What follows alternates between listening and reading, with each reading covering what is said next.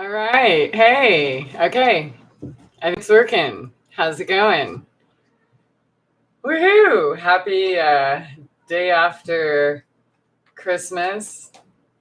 Or wait, happy holidays is more politically correct. Or happy Kwanzaa or Hanukkah or suck it. No, I'm just kidding. Or happy age of Aquarius.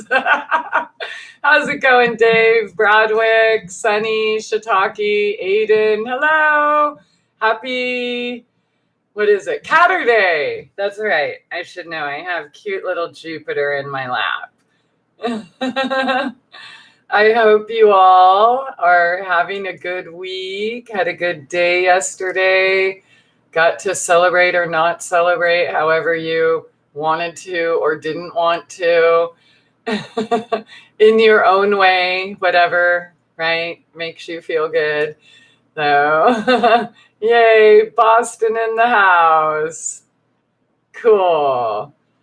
All right. Yeah, I want to kind of talk about some topics, but I guess I should go over some other things first.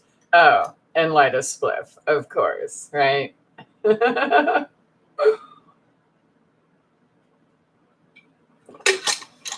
then I put, let's see, Transcending, Entitlement, the Disposable Lifestyle. I may have discussed that minimally in the past. I've brought it up a few times, the disposable lifestyle, I am sure.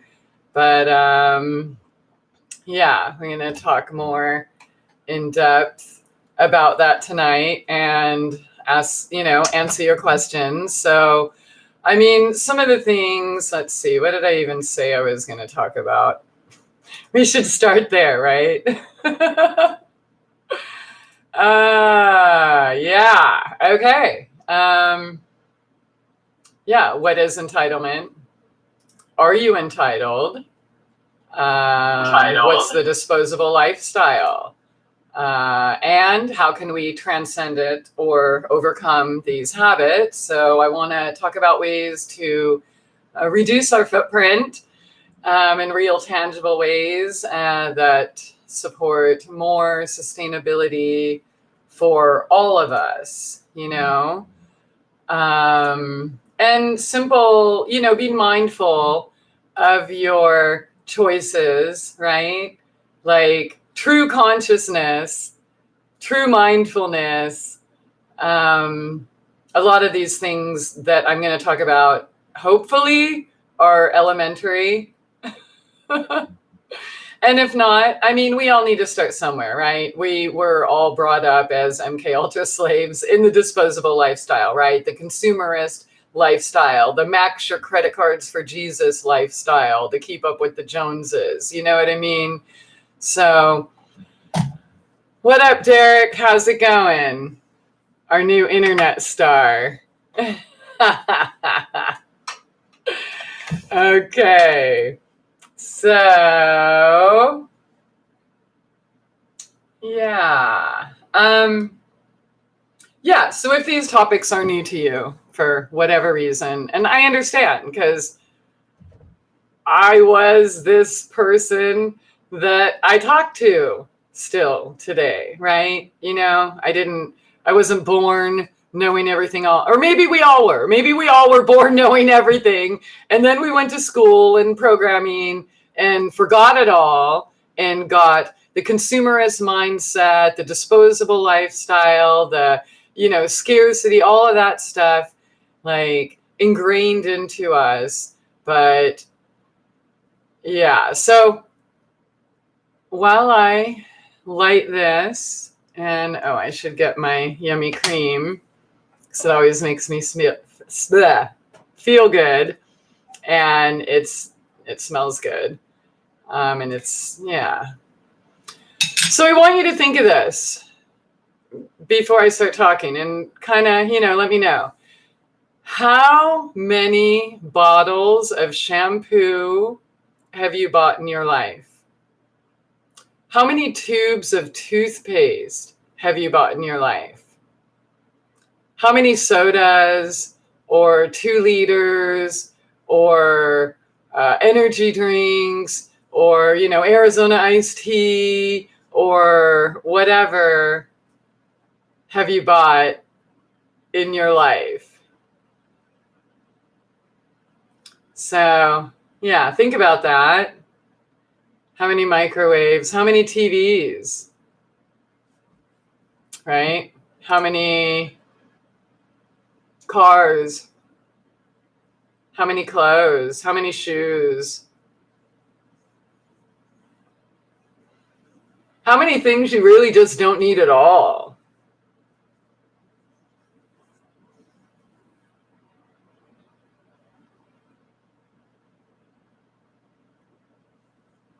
Yeah. How many USB cords? A hell of a lot lately, huh? Remember when they used to last for years and years and years? Like literally the duration of the life of the phone?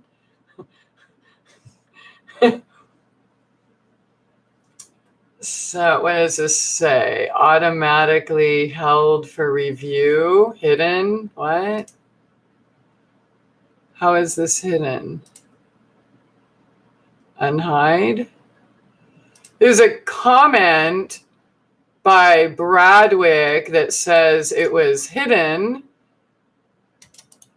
And I have no idea how to unhide it. It's definitely like it's giving me options to put you in timeout.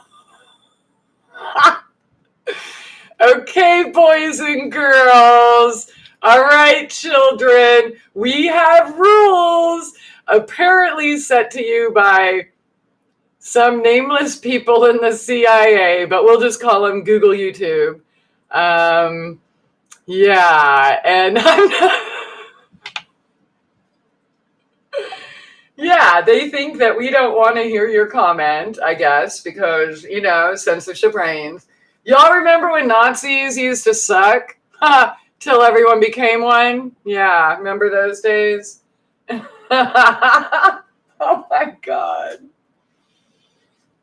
I am inhaling the yummy heavenly heal-all. And, okay, it's heaven. All right, children. I'm so sorry. You got to have fun with this, I guess. It's kind of full-time comedy for me lately. But, yeah, sorry about that. I didn't delete your comment, and I don't remember giving anyone permission to. So, all right. And Joseph, what up, Joseph? Dave, Gigi, long time. How's it going? All right, Joseph. JK, what's up? Addie, 8, Addie, maybe. Okay, let me try to get some comments. But yeah, seriously. So, how many tubes of toothpaste have you bought in your life? How many bottles of water, right? The good kind, of course, because, nobody buys the bottled tap water kind owned by like Pepsi and Nestle and Coca-Cola and all these other places, right? So how many bottles of the good shit? How many Mickey's or Old English 800 or, right? How many to-go packages for your food? How many M words? It starts with an M and ends with a K, but plural in this case. So how many of that? I don't know if we're allowed to say that word. There's so many things we're not allowed to say now. Like the C word is cooties, okay? So if you all got cooties, put your mask on. If you don't have cooties, then please be free. Oh my gosh. Yeah. So speaking of which, before I get into this, speaking of things we're allowed to say and not to say. So first of all, I no longer have Facebook or Instagram on my phone, and that's Instagram. That's the only way you can use it and upload photos, right? So I'm effectively done there, even though the page exists. So the timeline is there, from when my brain blew up to now. I just,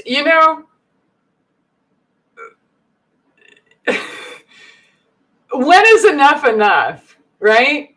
Like, And you can believe that it's all for your own good, and that's totally fine. I'm not going to talk you out of it.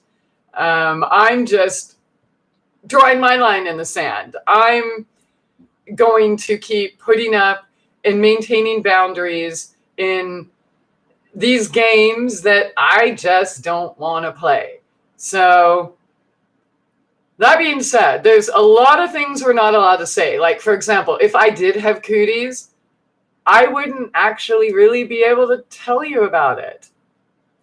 And if I happen to find a bunch of reports on pubmed.gov, go there now. And if I put, say, essential oils and cooties in the search, I would find endless reports about essential oils and SARS and cooties and all of these other things. I'm not allowed to tell you that, though. Even if it was in the front page news, I would not be allowed to tell you that. And I know a lot of you want me, and I do too, want me to do more herb-related, diagnostic, nuts and bolts, this, that video. But I can't. And keep this in mind, I've already been erased for 15 freaking years of my career that I paid for, okay? Nobody funded me. Nobody foot the bill. The only things I have ever sold, and not even, for a very minimal time, are products that I make that I taught you all how to do it for free and you didn't want to do it. So, okay, if you want to pay me to do it for you, cool, because, I need to eat too. But, and then Modifilan, which I started taking in 2007 and saved my life. So that's it. You know what I'm saying? So 15 years I've been erased for being me and for talking about what I want to talk about and trying to help people and give you information that you could actually technically go see yourself, especially since I kind of make it easy by putting all these links on my website that nobody wants to go to because we're all busy fucking with Facebook, right? And all these other places that you want to complain about, right? Privacy this, censorship that. But if you're not on Facebook, you don't exist. So if you exist, if I exist, if you want me to exist, I don't want to lose my channel again. I don't think what 15 years of censorship and being erased, I'm erased from archive.org, okay? Like they literally erased me. So I can't tell you on this platform anymore how to help yourself better. And, maybe the old videos, they end up disappearing too, because for the whole past 2 years, they've been going back and deleting videos. They all of a sudden violate their new terms of service, whatever. They've been there for 10 years or 12 in some cases. So, they might go away. And bottom line is I cannot be me. I'm not allowed to be me on this platform. So I can be me on my websites. And I'm still me right here, obviously, but I can't talk about all the things that I want to talk about here without being basically a thought criminal, endangering people.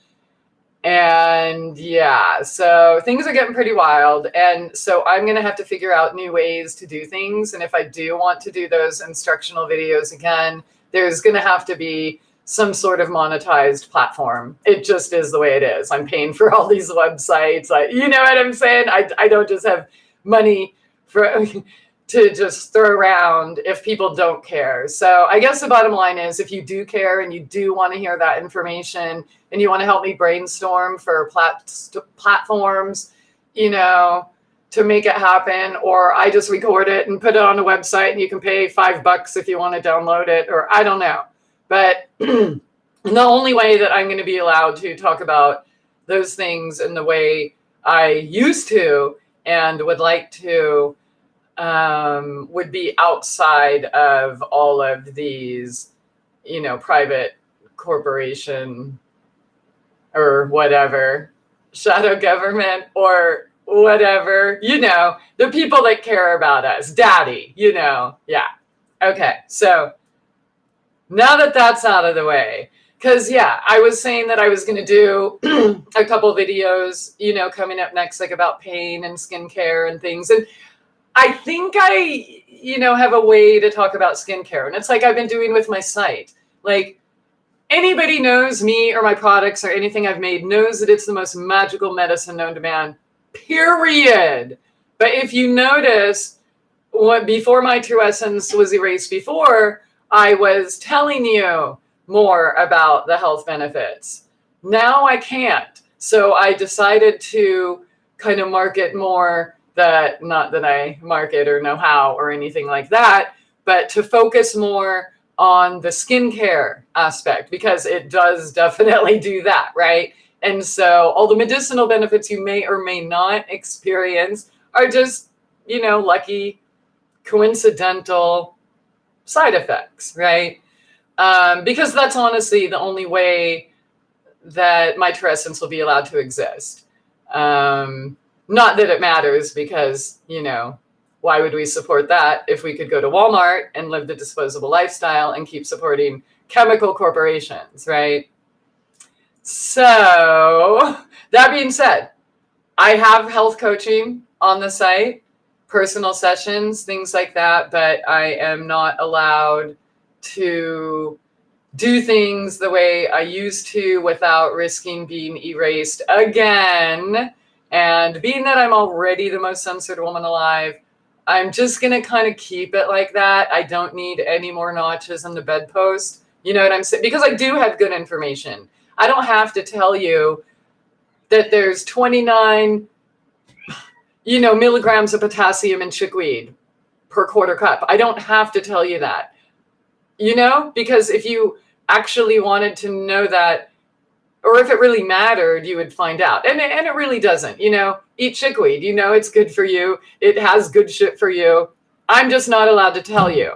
I'm not even allowed to tell you if I read it directly from a government database, right? Like PubMed.gov. So, by the way, when I told you to go there and search essential oils and cooties, you insert flu, insert any of your stuff, and then see that you are being lied to, okay? When they say we don't have a cure for another C word that ends with a R, cancer, lies. There were over 1,500 published reports about Modifilan and its effectiveness long ago. I don't know what it is, but every time I update my site, I go check and then I change the number. So, yeah, if people really want to know that, they're going to find that. Hi, Mercury, baby. So there's that. But yeah, for me to talk about that stuff, it has to be monetized on another platform. That's just the way it is. And, again, after 15 years of talking it and nobody gives a shit, right? And I mean, yeah, let's get real. Hardly anyone has ever even considered giving back despite all that shit, So, yeah. So that's just going to have to be the way it is. All right. So there's that. So, yeah. I will be posting more stuff there. Instead, when I feel the urge to post on Instagram, which has become like a 5-year, pleasurable thing to do and keep in touch with people, then I'll just put it on my Frozen Moment site, right? And if I feel like talking shit on Facebook and, then I'm just going to put it on my site. And there are other contributing authors, and there's still room for more if anyone else wants to say things that will not be censored. But all that shit's paid for. Why not, right? And, I have to pay for space and things. So if I'm going to be streaming videos on my site, that's even more than I'm already paying for all those sites. So yeah, realistically, the only way I can continue to talk about the nuts and bolts, how to heal your pain, how to heal your cancer, how to heal all of that stuff would be away from here. Okay, so that's about enough of that. Let me get to comments and then we'll get into the topic. All right, so let's see. Joseph, I just saw the 3rd annual TI Day. Okay, max your credit cards for Jesus lifestyle, conformity school. Yep, too many. Okay, God gave birth to himself in a barn. We've come a long way. Okay, happy magic season to you and yours. Right back at you, all of you. I got rid of my TV in 2018. Good job, Joseph. Yeah, 2005 for me. But yeah, remember back like in the 70s or 80s, you know, it was normal to have like one TV in the house. But by the late 80s and 90s, there was a TV in every single room. Now you have them in what, checkouts in stores and at gas stations and like, yeah, it's not 1984. That never happened. Okay. All right, JK. I used to be so materialistic. Now I'm constantly focused on minimalism. I love living simply. Dude, I totally hear you. I was so, programmed. I thought it was totally normal to have 50 pairs of shoes at one time, you know. I've worn one pair in like 3 years now, except I had my work shoes for the restaurant. And then now I have a pair of boots that I bought that I've never used. Even in the snow, I'm still barefoot, or I wear my Crocs that I got from a thrift store, by the way. So yeah, whatever. But yeah, I totally understand all the different suits, the different colors. You have to have the skirt, the short skirt, and the long skirt, and the pants, and the vest, and the jacket, right? And oh my God, how many nylons did I go through? Or fucking bras, dude. By the way, if you don't know, bras cause that C word, not cooties, the other one that ends with the R. Free the boobies, hashtag, or my videos right here with Sydney Ross Singer. Or look up his book, Dress to Kill. But yeah, it sucks that I can't really complete thoughts and things on subjects that have been important to me without risk of social media jail. Or, complete crucifixion, whatever. Okay, so I get censored for the same word the host uses, of course. Oh, your social score just bumped up 0.002. That's funny. Okay. I did it. All right. BitChute. Yeah, I guess it's something I could look into. I don't know if they have like live videos or things like this, but I am going to start looking into other things. And somebody told me about Telegram. And if that's a place where I can upload photos like Instagram, then I'll do that. So I like being able to take it and get it off my phone and upload it right away. Like now, by the time I finally get around to getting the cord to upload them to the computer, like I've lost it. I'm like 40 topics away. So I already forgot about that beautiful purple sunset we had tonight. Just kidding. I didn't forget, but you don't get to see the pictures. So not yet, anyways. We should all just put masking tape on our mouths. I think you kind of did, like, people wearing those diapers on your faces. Kind of, it's the same thing, right? So, and by the way, I just have to say, if you guys are complying, you suck. You have only you to blame for the life that your children and grandchildren are going to live. If you accept this shit, I mean, look, is it going away? We just need 2 weeks, right? It ain't going away. And it's not going away because people love to be told what to do, and you're going to do it at the expense of your lives and your children's lives. So I'm at a point where I have zero respect for anybody who plays along with the lie. So In the disposable lifestyle. Not sure if you noticed, but I capitalized the LIE in lifestyle because everything we think we're doing that's good for us is a complete freaking lie. Yeah, so we're going to talk about that. DJ, what's up? It's been a while. Hope you are well. Derek, yeah, well, okay. I mean, like I said, so I have sessions on the site if people want a session, or I will do, I'm going to figure it out. I don't know how to do internet stuff, obviously, right? So if there's somebody who does know about monetizing things, whether it's through, I don't know, I don't even have Zoom, but Zoom or some other platform out there, or through my own website where I'm paying the hosting space and then some kind of password or I don't know. If anybody knows about that, let me know. Otherwise, I'll find someone eventually. But any health related, how to cure yourself from whatever talk isn't allowed. So, but dude, I still have 1,000 or so videos on this channel that have not been deleted yet, right? So have you downloaded them yet? Have you watched them yet? Or are you just waiting for them to disappear so you can say, oh, shucks, again, right? Because the ones when they disappeared before, they never gave me access. They were literally gone forever. Yeah, forever. Only the stalkers have my work. Yeah. Not even archive.org. Go see for yourself. But souljourneysradio.com in archive.org and see what you got. All right.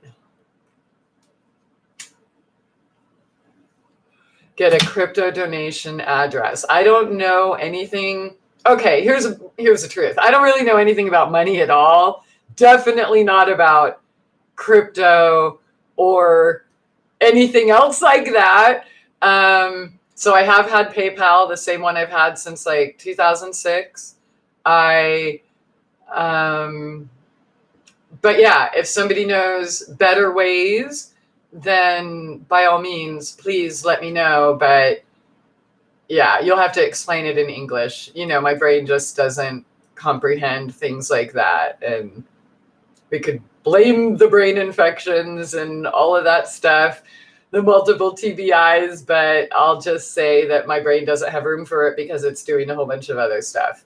So, okay. And thank you, Derek. Yeah, well, and maybe I'll even set something up like, astrologers and stuff do. They'll just say, or like one question for like $5 or $10. And I could do something quick like that. So they're not full sessions or something. Just let me know what you think though about that. But that it's 100% set in stone that that's the only way I will be able to talk about that stuff online. Obviously, not in any of the platforms that we have all grown so accustomed to. So, all right, that's enough of that. All right, Airgun Ninja, how's it going? They don't call a fucking TV shows programs for nothing. Exactly. All right. So, okay. So the topic, Transcending Entitlement. I thought that was a cool name, kind of catchy, right? And, let me look up a definition really quick of what entitlement is, just to make sure that we're all on the same page, and transcending, and right? Because, yeah. So, entitlement, let's see. It basically has to do with somebody who believes that they have a claim to a possession or privilege, right? And I know that words like this have been used, of course, like privilege, if you have a skin color or this or that, but we're going to go a little bit deeper with that. But entitlement is pretty much, so to entitle is to give that person possession, right? Or a right to something. And back in like the 1800s, it was more for property and like legal language and such. But now we kind of live an entitled lifestyle that I believe goes along with what I refer to as the disposable lifestyle. And so we're going to talk about transcending that in what is transcend, to move beyond or surpass or excel or, right, overcome, right, to climb over or beyond, to overstep. So we are going to look at entitlement and how we can overstep it by living a less disposable lifestyle and more sustainable. And speaking of sustainable, and I'm not into the, I've been around for global cooling and global warming and like multiple end of the world scenarios, right? We're all going to die in 6 months if we don't stop using disposable plastics, right? Until, everybody thought it was cool to go through a bunch of disposable masks and throw them around, right? So, yeah, disposable single-use items going to blow us all up, right? I don't know where Greta is today, and she definitely didn't answer my tweet. But if that's all you're going to let me do on social media, and you're going to throw it in my face, then you're going to just have to expect me to, say something, because, yeah. So this disposable, consumerist, entitled lifestyle has had us thinking that we are entitled to, say, turn on the light switch and the light should just go on, and that we should just be able to go to a store and get whatever we need at any time, or have it delivered to our door, or anything you want, right? And what's funny to me is that almost everyone will agree that there's too much pollution, there's too much waste, and then the argument is climate change or global warming or what? Okay, fine, all right, let's say that's real. Okay, let's also say that on the EPA.gov, where it says we dump approximately 2.2 billion tons of waste worldwide per year, right? Which converts to 40 million tons a week. Like, I think that we can kind of all agree that that's not sustainable, right? Global warming or not. So everybody's answer is, well, recycle. But how many people have actually looked into recycling and how much actually does get recycled and all of the energy and big business that goes into it, right? So that's not really an answer either. So, and whether this is true or not, according to CNN, it says our oceans are now awash in at least 150 million tons of plastic, an amount that researchers say will soon surpass the weight of all the fish in the sea. Okay, so whether that's true or not, what we do, we've all seen the pictures, right? We've all been to the beach. We've all driven down the road. We've seen there's trash everywhere, right? People flick their cigarettes. On my road, I have to go out with the trash can because people are throwing out, and check this out. It's always beer, soda, and energy drink cans. Nobody throws out their water bottles or healthier beverages. It's really interesting. It's usually a Monster, honestly, literally, a Monster can, or a Mountain Dew, or some kind of stupid cheap beer, like a Natty Light. But yeah, there's never a Fiji water bottle thrown out or anything like that. I've even had like pet food bags and their shit, and yeah. So, and I want to examine that lifestyle, really, because to expect someone else to pick up your shit How is that not entitlement in its highest degree? Right? In fact, we talked about hoarders before, and let me tell you, hoarders get more of my respect than, and they got issues, right? But at least they keep their own trash, right? They don't just dump it off on someone else mindlessly, right? And I know you're used to trash pickup, you're used to electricity, we're used to internet, we're used to power, we're used to, city water or whatever, right? Like we're used to having, we believe we're entitled to have all these things, even though many people will pretend they support charities or whatever of all these starving people that don't have all this everywhere else, right? And of course, yeah, white guilt, right? Is that's pretty fashionable. But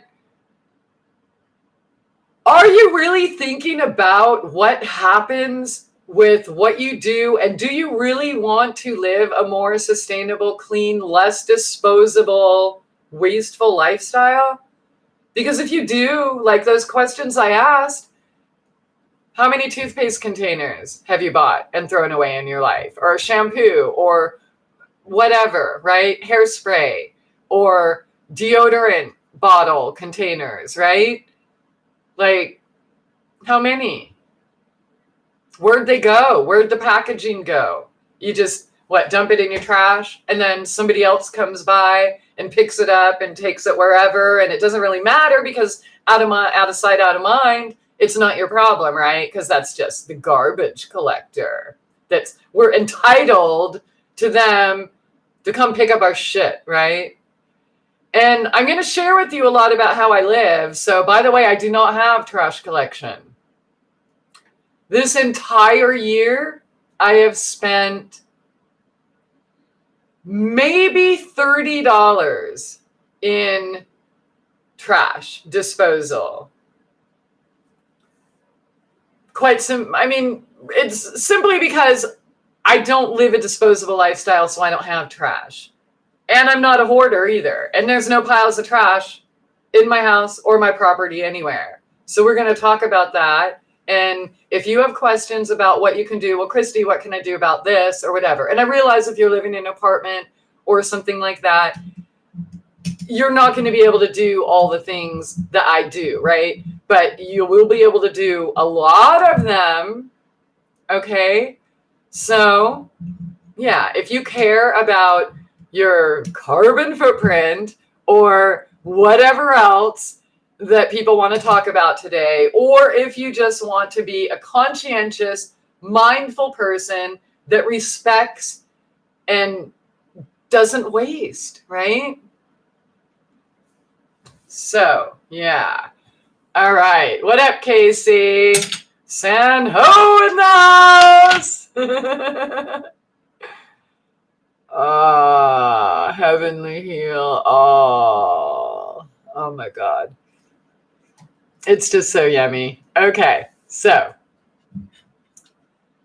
All right. PayPal will cover Bitcoin for you. Okay. Give up money. I've been moneyless since January 2020. Mortgages and everything else. Using money is simply financial masturbation. Well, then how? Oh, so you don't have a mortgage, you don't have rent? How do you pay rent or buy toilet paper? Barter, trade, things like that are great, but you do kind of need money for a few things here and there. But I make less money in a month than most people make in a week. Maybe 2 months. You know what I'm saying? And again, that's because I don't live the disposable lifestyle, and everything has a use and a purpose and gets respected as such. So, living without money, you would not be able to be here because you need the internet connection and the power to power it and the device, right? So obviously that's, the solution isn't that simple. You just throw your money away and go live on an island somewhere and pick fruit. That's cool, the pursuit of hordes of money is kind of ridiculous, but we do have to pay our power bill. And as much food as I grow and can get and trade with locals, I don't grow or know anyone who grows toilet paper or the containers for my products, right? Or the labels for my products. I don't actually know how to do this. So next time I need actually, I do know a seamstress, but next time I feel I need a nightie, which I don't know how many years I've had this, and also from Goodwill, by the way. I don't even remember the last time I bought new clothes. I mean, I could think about it. Earthbound Trading Company was the only place I bought new clothes from, like every few years. And then and then Goodwill, like in my homelessness, but I haven't even bought one thing since. So I don't know. I don't need it. I don't care. But yeah, so let's to really assess your lifestyle and look at ways to reduce your waste. You have to really, take a moment to look at your lifestyle. And even if you have to write it down, like, what are you doing every day? Do you get up and you do something, right? Is it brush your teeth? Is it rinse with a mouthwash? Is it go make your coffee? What do you put in your coffee? Where does it come from, right? Or all of these things. So you're going to, or just go to your bathroom cabinet. How many products do you have on there? Or your kitchen cabinet, right? So if we try to think about, I don't even know how many of those damn bottles I bought my whole life. And I used to just, throw them in the trash can and not think a thing about it, right? But then when I really started being consciously caring, not just, trying to jump on some stupid political or whatever bandwagon, which I live dude, I have one water bottle. I have one coffee cup. I have one teacup. That's it. That's what I drink out of every single day. I don't have cups and then throw them out, right? Oh my God, when I lived in the campground, that was insane. I was really disgusted by the way people lived and just thought it was totally normal and cool to just have everything on disposable plastic crap, just throw it all away, fill up the dumpster, who cares, throw it all away, because they don't want to wash a dish because it's easier, right? This life of convenience that has pretty much, sucked a lot of people's soul dry in a lot of levels. I mean, to the point where people don't even think about these things, right? And if you do want help with, say you're, you want to reduce your, we'll call it footprint or whatever, and you want to live more conscientiously and do more for yourself and support less of the machine and throw out more trash and waste more everything, then, please feel free to ask your questions. Challenge me. If you have a specific problem that you'd like to solve, I'll help you. And maybe recipes or whatever it takes to get you feeling that empowered in a way where you don't just have to live the mindless, disposable lifestyle where everyone else, somebody you're completely disconnected from, does everything for you, right? So, and I'm not just talking about trash, what you're throwing away. What went into getting it to you? And how important was it really? Even when you're buying things like a juicer, for example, or any appliance or electronic, there's things with 1-year warranties and there's things with 15 and 30-year warranties. Which do you think is better, right? And our consumerist lifestyle will just say, oh, we'll just get the cheap one and then you can buy another one next year.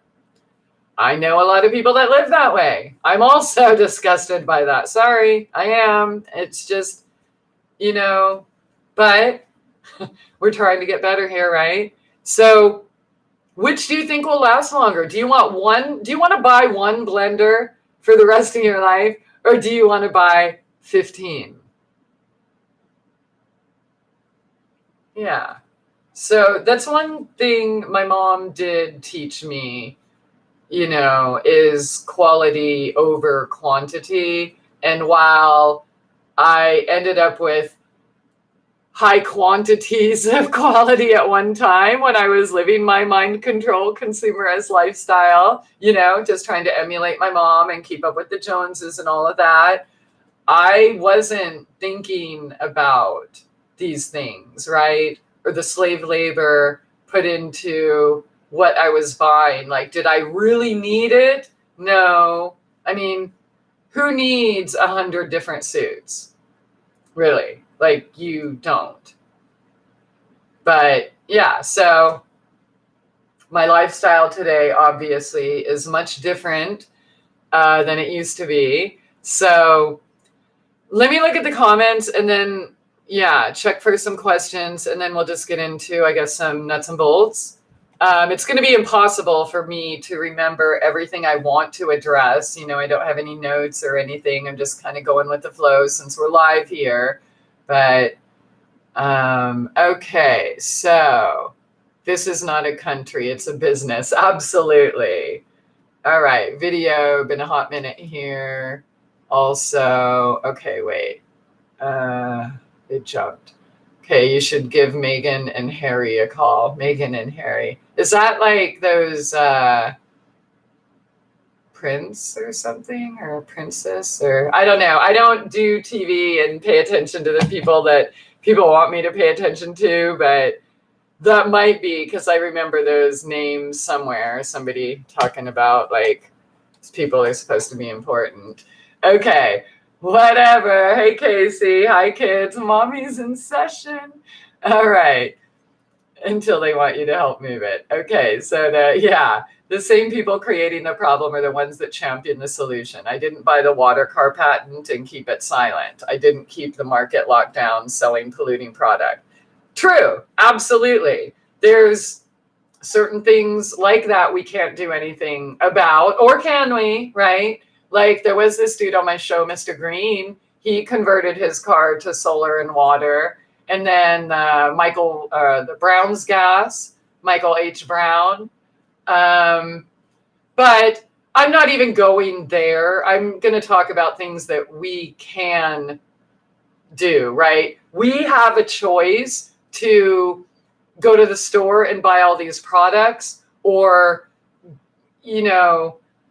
like single serving things, or buy in bulk, right? Which is not only cheaper, but you have way less waste, right? We have a choice to buy a Hostess Twinkie, or, if we want to buy food that's ready made, we could buy something in a reusable container. We have a choice to bring our own containers to restaurants when we pick up food to go, right? Rather than just get more plastic. So that's what I'm going to focus on in this video. It's not about shaming anyone. I'm not telling anyone to go get a green electric car. In fact, I think electric cars are pretty, I will never have one unless, I'm forced into it or something. But definitely not a fan. And you're so right. Their solutions are by the people that created the problem, and their solutions are no better, like recycling. In fact, hang on. I had an article.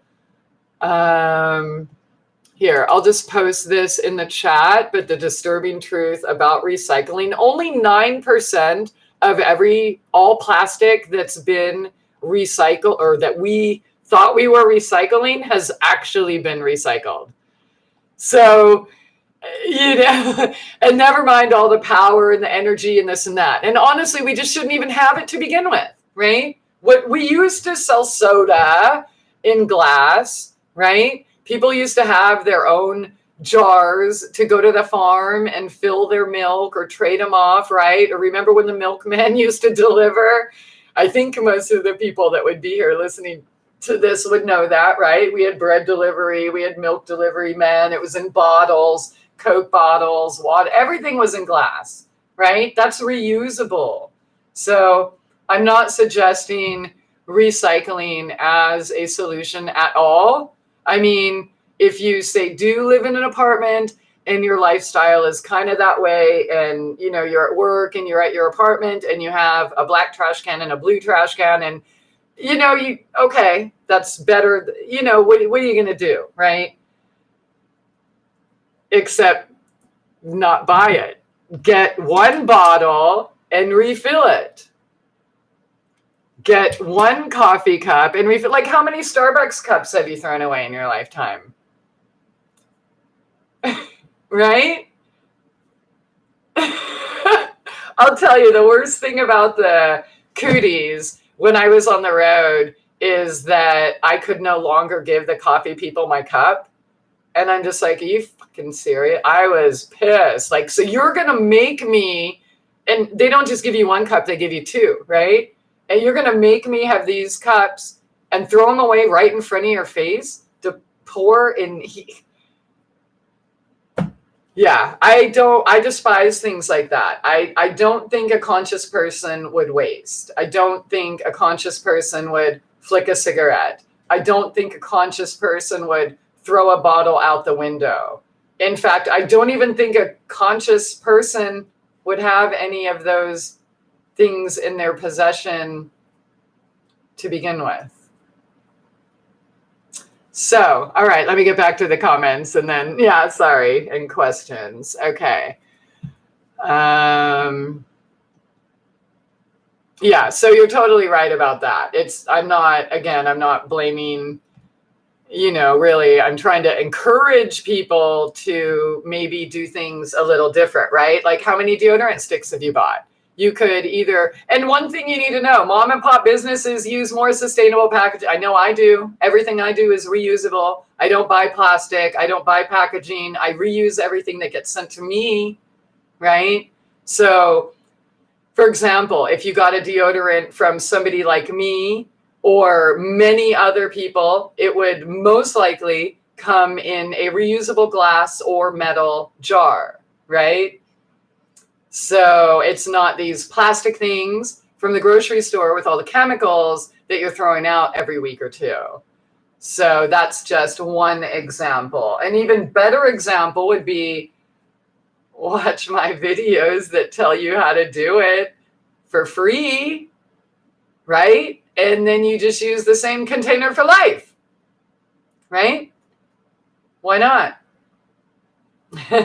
So we can make every single thing we are buying from the store in our house with normal, simple, relatively inexpensive household products. So if you do want again, I have the recipes out there, but we'll see how we go later with questions and stuff if people need some ideas. But simple, get a narrow boat, the perfect off-grid lifestyle.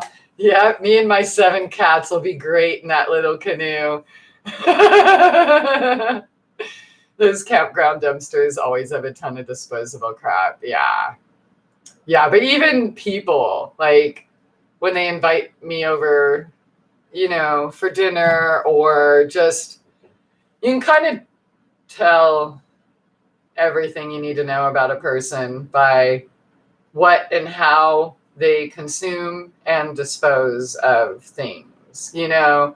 And so entitled people expect other people to do it for them. So they wouldn't take place, say, in their own food supply, growing their own food, or they wouldn't say, like, all the paper that goes in my house or cardboard or whatever either gets reused to mail things or out in the garden. It goes back to the earth where it came from. All of it. Yeah. If I buy like a plastic, or if I buy like cheese or something, I'll get it in a plastic container and I reuse that container like forever.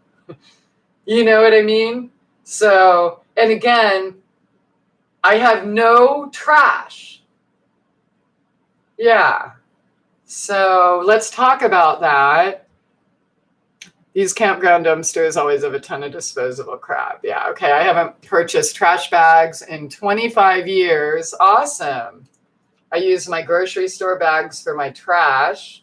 I only have 2 grocery store bags in my apartment right now. Cool. Yeah, and the bags, I mean, you have them, so use them, right? I don't think, yeah, they've gone kind of overboard in the, oh, we're going to ban these plastic bags, but these plastic bags are okay. What? Or like banning plastic straws is really, that's, or taxing soda. Is that really going to solve these problems? I don't think so. Since you have so many cats, what do you do with your food cans, bags, and litter? Good one. All right.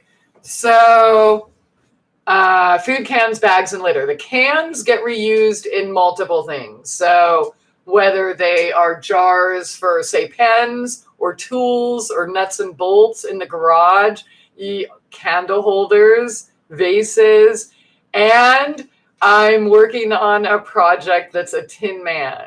So it'll just kind of be decoration, really. But there's other things that we can use, like say you're laying concrete or building a retaining wall or something. You could literally just put the cans in there and reinforce it, right? So yeah, I have a lot of fish cans and they all get washed and cleaned and reused. There's even, you can check it out. Like, I don't know, I haven't seen it for years, but I looked back into this years ago. Like, what do I do with these cans? And there were like tuna can art projects with like little votives on the wall and even the lids and making them like little clocks or designs or, you know what I'm saying? So that's what the cans are being used for. Storage, grease, to take the grease down to hopefully attract the bears. That's what the cans are being used for. And the bags of litter are being used. Actually, I wonder if I can show you right now. I save them all, and they get used for things like, let's see. Do you see my plants there? Under the foil is a bag. And I can't go any close, but you can kind of see the green and the yellow. That's actually the water that came out. So basically, I've wrapped up all of my indoor plants. I put the pot in the bag and wrap it around. And then that also protects from the water getting all over the floor and this and that, the runoff. So that's what I do with the litter and food bags for the cats. Good question. Thank you. How about Zoom calls, videos, and charge something for it? For sure. Hello, Campolito. Good to see you. Yeah, if you know anything about that or anyone else does, please contact me. I'll be willing to pay for your help and services, whoever can help. But that's definitely where it's going to have to go. I mean, I can talk about things like this, right, without being deleted on here. But for the good stuff, we're going to have a private club. Okay. A bottle returns kept the trash down. Bottle returns keep the trash down too. Right. Yeah. So, and you know what? Like, I have cream bottles that I could return or, and get new ones. But like, I keep a lot of them because they're very well made and I use them for my sun tea and things like that. So, yeah. But yeah, the truth is, like, if we want to be healthy, mindful, conscious people, we're not really drinking anything that is made in plastic or any type of, cans, bottles, things like that. So I have cans, for my cat, but I'm, you know what I'm talking about. Like, what's that? I don't even know the name, Hungry Jack or Spam or things like that, right? What up, Dominic? How's it going? Oh, weaning off the Italian coffee and sugar, Sonny. Why? Prince Harry and his Dom wife, a small boat that travels the canals here in the UK. Yeah. Okay, they make us sort plastic and cardboard into separate bins here. They get us to work for them. Right. And if you like say only 9% gets recycled, it's just a big waste of time. Well, it is a waste of time and money and, but again, there's too many plastic bottles, right? And I'm not trying to promote the narrative, we're not going to die. The earth isn't going to blow up. I'm not Greta or anything like that. I disagree with all of basically anything ever said about any of it, right? I mean, I've been talking about it for years. Climate change, it happens every winter, every summer. End of story. We're in cycles. And yes, there's weather manipulation. Okay. And yes, we're polluting it. So if they really do care about all of this pollution that they're blaming us for, then they would stop it, right? They would stop all the factories now. They would stop all plastic manufacturing now. They would stop it all, but they're not. And they're not going to because it's big business. And so is recycling. Recycling is big business. So I'm just suggesting that we be more mindful and not even use their products to begin with. Or if we do use them, use the ones that come in packages that we can reuse and that we dispose of ourselves, right? And that's what I was getting about. Like, at least hoarders keep their own shit. Like, we just dump it as if we're just some, entitled fucks that somebody else will go clean up our mess, right? And that's what I'm getting at. Like, the whole moral equation of how much of yourself should you be responsible for, right? Or how much of yourself are you comfortable letting other people take care of for you? So that's the big question here, right? So, okay, here we are. Sorry, the comments move. They make okay, Derek, if you were throwing out your TV today instead of 2005, how would you dispose of it? Well, first of all, I didn't throw it away. I gave it away. Right? So one man's trash is another man's treasure. So if I had a TV today, I would do the same thing. I would find someone that wants it or needs it or whatever. Granted, okay, sometimes there's broken shit. Well, God, I have so much broken glass. Thank you, kitties. And I'm even saving all of that to do art projects with, right?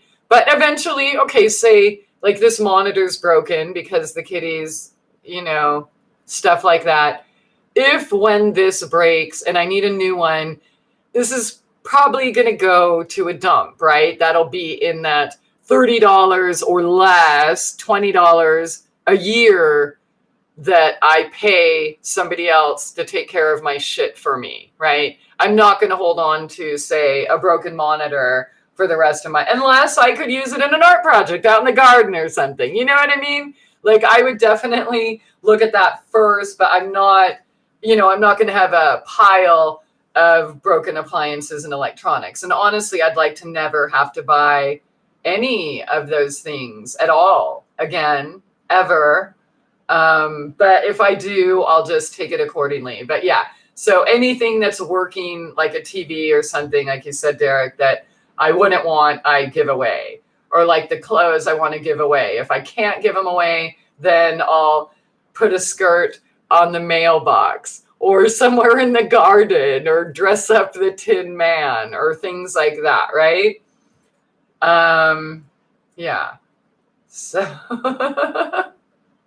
good questions. Thank you. You're trying to attract bears. Yeah, you caught that. I love bears. And I did hear that if I put the grease out there, that it will attract bears. and I have to do something with the grease anyways. So why not that? And I know I can use the grease for like the chainsaw, but how often am I going to use the chainsaw, right? Because you don't need, you can use any oil to grease that thing that goes around. I don't know what it's called, but you know what I mean. Yeah, so yeah, I do like bears. And so I've just been pouring it in the can, and then there's a spot where hopefully they smell and come eventually. But yeah, I would love to have a family of bears here. Okay, Dominic, it'll all get recycled if not contaminated, but a plant will not resort anything supplied by the public.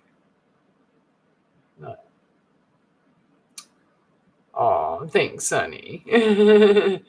They haul recycling in diesel spewing trucks to a smoke spewing factory. Seems kind of senseless. That's true. You know what? I did do shows on this like 2007 or something. And so again, if you guys want to know all that, then go for it. I did.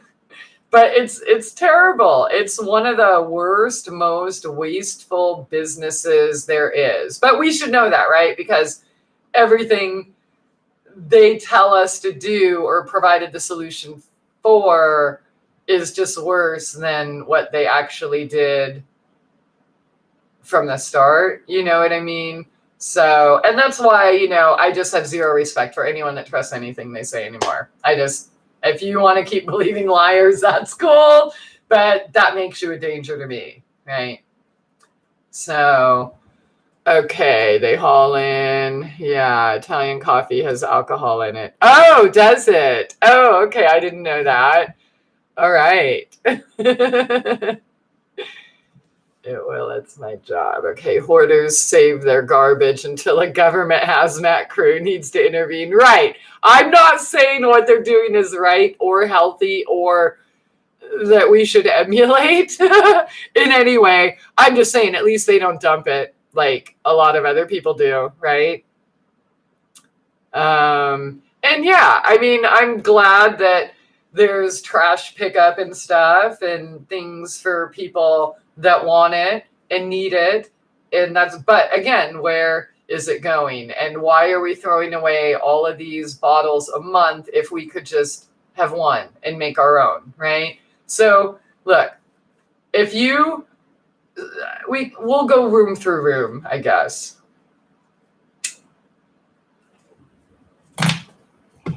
Giving your TV to someone else would be poisoning their mind, in my opinion. You're right, but if they want it, they can have it. You know what I mean? It's off my hands, and somebody else got a gift. I can't choose what you or anyone else does. If you know what I mean? Even if I was dictator of the world, I still wouldn't tell you to not watch TV. I would tell you to not interfere with what anyone else is doing, right? But yeah,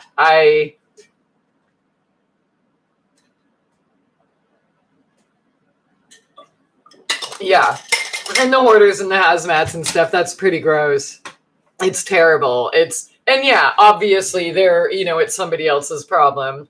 And they're still leaving it behind too. But I mean, even like where I was living in like Quilcene and Chimacum and Port Townsend, they're just dumping, in beautiful places like this, just dumping in diapers, tampons, even toilet paper. Really, do we really need toilet paper? We used to have cloths, right? We can grow loofah. Diapers, we used to have disposable diapers. Oh, or period pads, right? Like, it doesn't have to be Tampax or, you know what I mean? Which I haven't touched in, oh my God, at least 12 years, 13, 14, 15 maybe. Like, I knew there was something wrong with that shit even before I started thinking about the rest. Yeah. Okay, so Sunny, I like honey, but haven't purchased sugar in a while. It really gets easier with no sugar after a couple weeks. I'm not doing this right now, but have in the past. Yeah, I love honey too. And when I can, I get it by a gallon and it just goes in my old jars. I do have sugar. I use sugar, organic, in baking or, things like that. But I really don't need, I have a 25-pound bag and that's going to last a really long time. And that came with one bag that got reused, as opposed to, say, getting it by the pound or even 5 pound, or, you know what I'm saying? So we can reduce waste in little ways like that. How's it going, Hugh? Canadian TV did an expose on how much of the Amazon returns wind up in the landfill. Oh, God. I saw that. That CBC, I think they're called, right, Hugh? I watched that, and they have some good stuff. The bottled water, and yeah. I mean, I did see a recent one where there was like, oh, man, of course you're going to do that. But for the most part, I've been pretty impressed with their exposés. So, Derek, we'll be right back, heading out for a 6-pack of Italian coffee. That's great. He's a dictator. Yes, I am a dictator. All right. So, Amazon is an environmental disaster. It's too easy for people to be absolutely thoughtless. Exactly. Okay. So, let's talk about that. Like, when you live in a disposable, materialistic, self-serving world and you can get everything at your fingertip by clicking a button, it kind of is too easy for unconscious people to get a lot of things they don't even actually need. And again, you're not even thinking about it. Let me tell you something. I've said this before. I'm going to say it again. Small businesses fail because you don't support them. Period. End of story. Don't blame Amazon. Don't blame Walmart. Don't blame the CIA or anyone else. Blame yourself because you don't want to go the extra mile, because you and your disposable lifestyle only has time for convenience. So I can click, click, click, click, click, or go to one place and get everything done there. So why would I go the extra mile to go to this farm and then all the way over there to go to that farm? Or, right? Yeah. And I'm going to say it again. Small businesses, mom and pop businesses, predominantly use reusable packaging, whether it's glass jars like myself. Everything that gets mailed to me in plastic, I keep and reuse or use it for, say, packaging. But, some of the things I buy, like cocoa butter, for example, or mango butter, comes in a plastic tub. But I keep that plastic tub for my other stuff, right? And then as I'm, say, drying herbs from my garden, then those things get used for my own personal use. So, we can choose what we support, right? So if you were conscientious, you would already be supporting mom and pop, number one.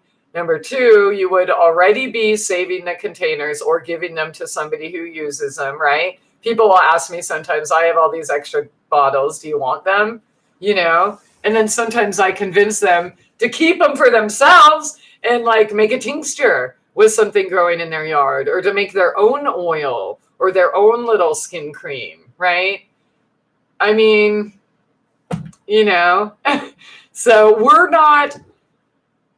And look, none of this may not make a difference at all in the grand scheme of things about the pollution of the world. After all, I'm one person. Okay, I get it. But what it does do is I feel good. I don't feel like, oh, well, I just dropped my shit for someone else to take care of, or that I'm supporting a corporation that clearly is not here for my or anyone's best interest, right? So I have that peace of mind. And that's why a lot of my lifestyle has changed, like availability and diet and food and things that I get today, way different than it used to be, way more minimal. I mean, I have herbs and I know how to cook, so I know how to turn the same 7 ingredients into like 100 different things, but yeah, that's, it's just part of me wanting to be as self-sustainable as possible and supporting only the people in the local area that are also doing or that I can trade with. Oh, God, my nose is really, my grandmother used to tell me I'm going to kiss a fool. So I wish one of my little kitties would get over here and let me kiss him. Okay. So I can honestly say I've never ordered anything from Amazon and won't. That is awesome. So yeah, and we kind of need to do that. And I understand that people are making good money on Amazon and that's their income and stuff. And I get that. And I know a lot of people think that they're supporting the small business by buying stuff from Amazon. But here's the thing.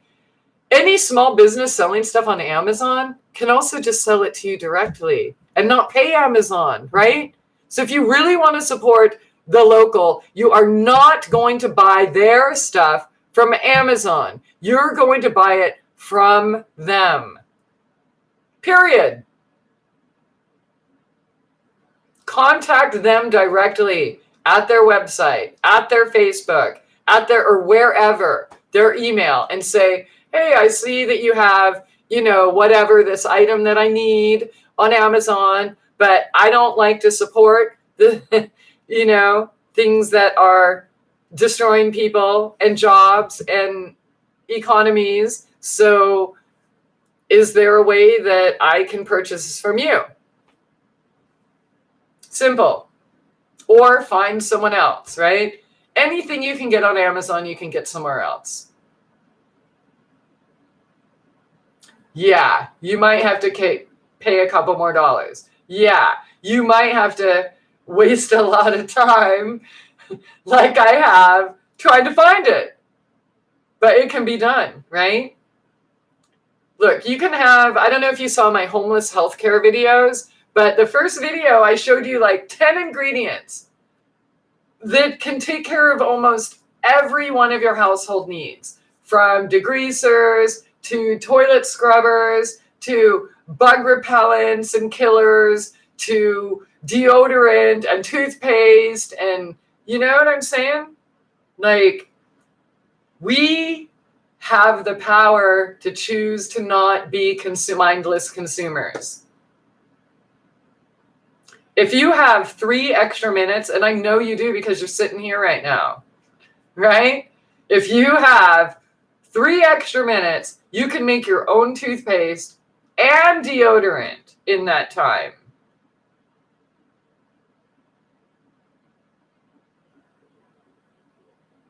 Instead of, say, Avon or what are the, I don't know, brands in the store, whatever they are. Why not just coconut oil or mango butter, or get your own essential oil and put it in there if you don't want to support somebody who makes stuff like that, right? Like, and then you have a couple big containers that, right? Like a big coconut oil and say lavender or whatever, and just mix those.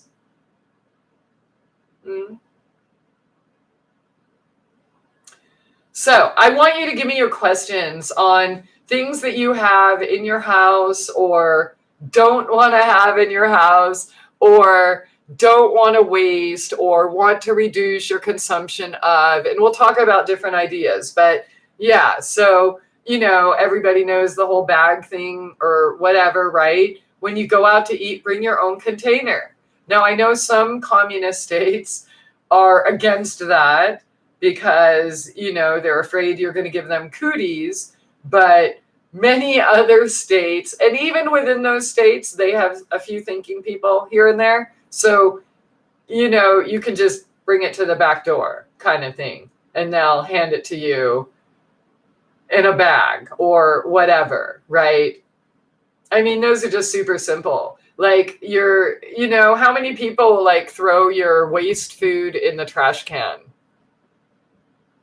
Or what? Cat litter. What do you do with that?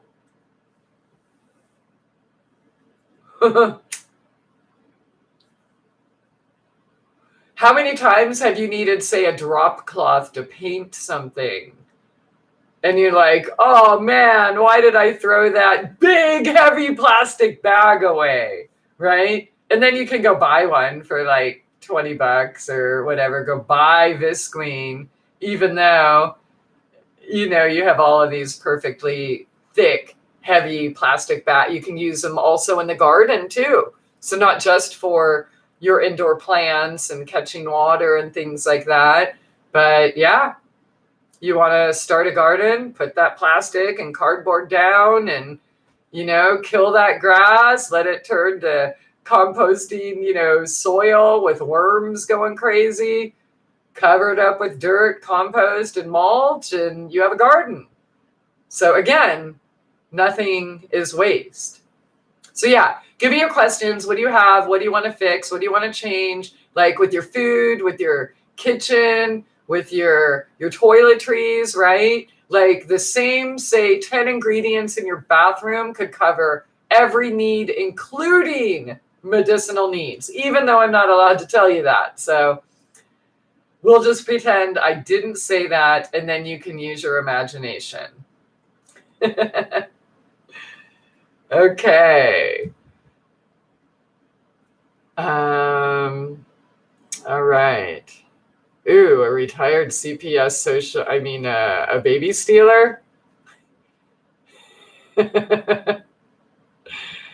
I'm definitely not a fan of that agency. But, you should.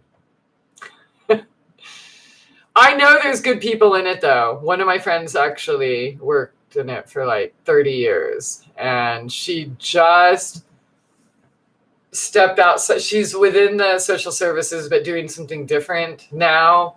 And she likes it much better because it was super stressful.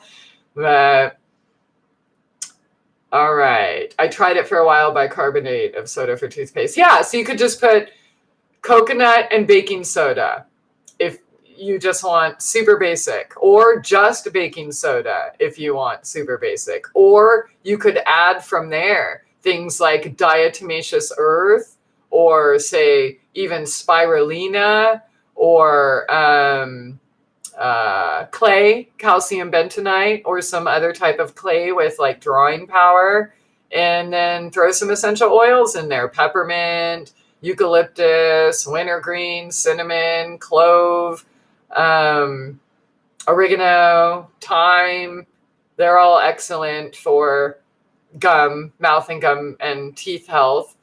That's just an idea. And the same thing for deodorant. You can start with the exact same basics: coconut oil and baking soda. If you're sensitive to baking soda, don't use baking soda. Use arrowroot, right? And you can mix, like, say, coconut, arrowroot, and clay. And again, you have the drawing power. And then throw some essential oils in there based on what you have and what you like, or the end result you're going for, right?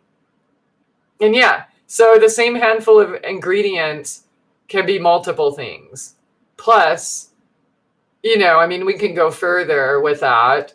You can also use the baking soda and then, say, throw some borax and washing soda and grate up a Fels naphtha, and then you have your laundry soap. Or add some essential oils and make it smell really delicious. Or you can use that exact same powder as carpet fresh, or without the Fels naphtha for like a, what's that called? A soft scrub or something. Yeah, that's what it's called. Soft scrub. Yeah. Carpet fresh, things like that. Yeah. So just with a handful of ingredients, you could do all of that, right? And depending on the essential oils, right, you can make your own antibiotics. You can make your own wound healer. You can make, you know what I mean? You don't actually have to buy Band-Aids. You can use an onion skin, or, you know what I mean? There's like so many other things that we can do without disrespecting the earth. Yeah, I don't think anyone can offend me like with words or try to cut me down or anything. But the one way I am offended is by watching people waste and disrespect the earth. Like, really, the most abused woman on the planet, right? We've talked about that. Like, do you care about your body and your temple and where it resides and where your children will want to be eating?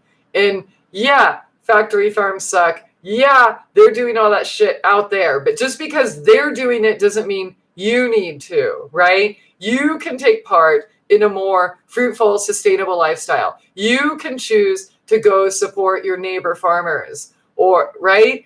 You don't have to go to Walmart and buy ground beef that's a product of 3 different countries that have touched 500 hands before it got to your table. You could actually go get a cow share from a local butcher, right? Or a local farmer, or, you know, whatever your diet is.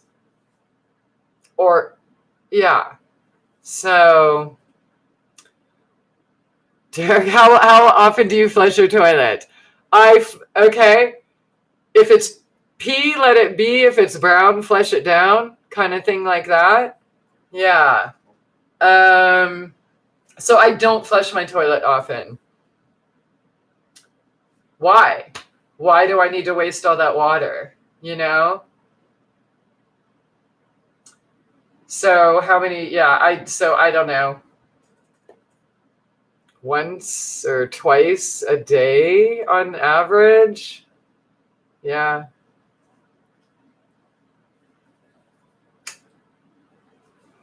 And sometimes I pee in a can and just pour it in the garden. So sometimes I don't actually always even use the toilet. Thanks for asking. Okay. So you don't get a composite toilet. You're probably trying to say composting toilet. Yeah, but, well, no, I don't live off grid anymore. But that doesn't mean that I'm not taking steps to build things like that. And yeah, dude, anybody can dig a hole, really. And you could even do that, say, with your cat litter or whatever. And by the way, if you did have to, say, shit in a bucket or whatever in a hole or things like that, that the pine litter, but don't get the stuff made for kitties because it's too expensive. Get the horse bedding pellets. It's just pressed pine pellets, and that will assist with odor and composting and stuff.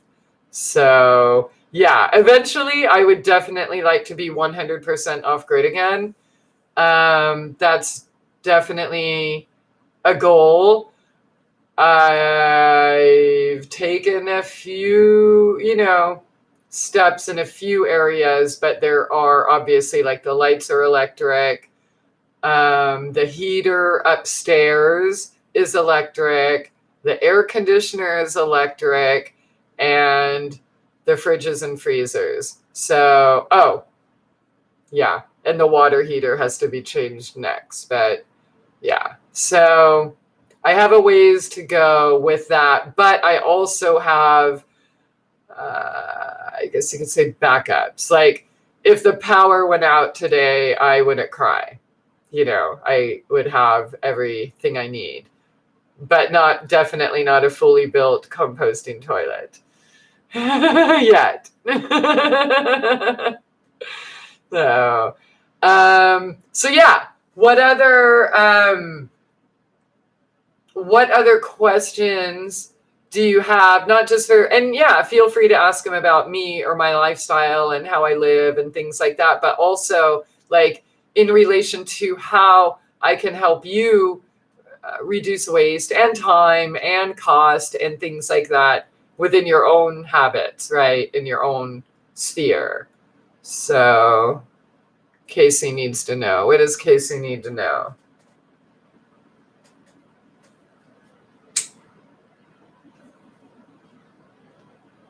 I don't know if I missed something. I'm super sorry. Probably just a good joke. Yeah, so my life is really, at most, I would have to go shopping once a month, and that's at the most. But my shopping is this: neighbor, neighbor, neighbor, neighbor, farm stand, farm stand. Yeah. So, and I just made another good connection. So basically all of the basics that I need, that I don't do myself, I can get from a local. And again, I'm going to encourage the rest of you to do so, because it's not going to be much longer before more crazy food shortages, skyrocketing prices, less availability, rationing, again, etc. So do what you need to do to make those connections. Get in a local group. Say, hey, who has, some local chicken so I can get some eggs? Or who, grows the best tomatoes? Or where's the best farm stand? Or where, do it like that. And if you can't have watermelon in January without supporting a corporation, don't have watermelon in January. Because guess what? God didn't grow watermelon in January. Why? Because you don't actually need it in January. You need it in July, August, September. Okay?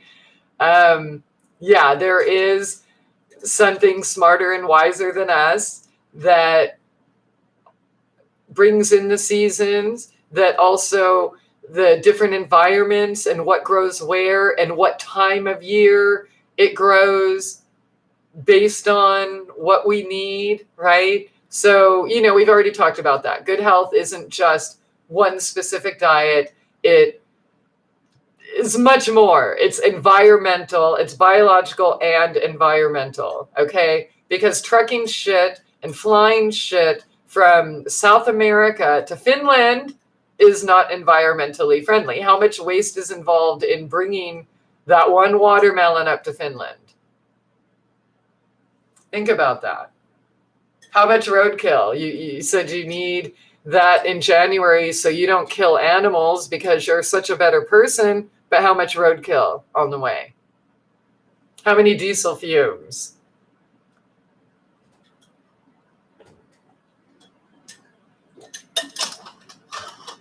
I know I'm at a point in my life where I may never be able to get things that don't grow right here again. Like, so not just things that are out of season, but I'm talking like, if it doesn't grow here, you just don't get it kind of thing. So if you haven't considered that possibility, I would like to encourage you to consider that now and try to make adjustments to your life so that it's not such a shock. Make the adjustments now so it's not a shock when it does happen, right? Derek's running smack again. That's what he does. Yeah, fuck Derek. Just kidding. Derek's a rock star. Ask him how. I was thinking of making a compost heap, but I've heard they don't always work. The grass doesn't decay fast enough. Okay, so yeah, there's all these rules, right?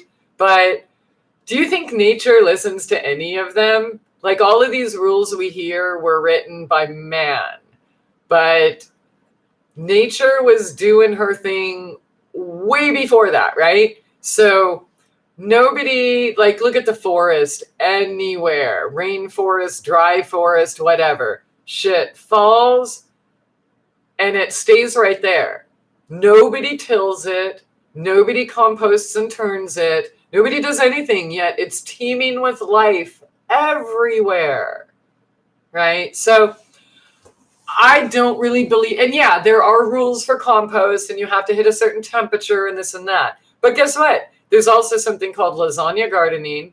Eventually, everything is going to decompose anyways, right?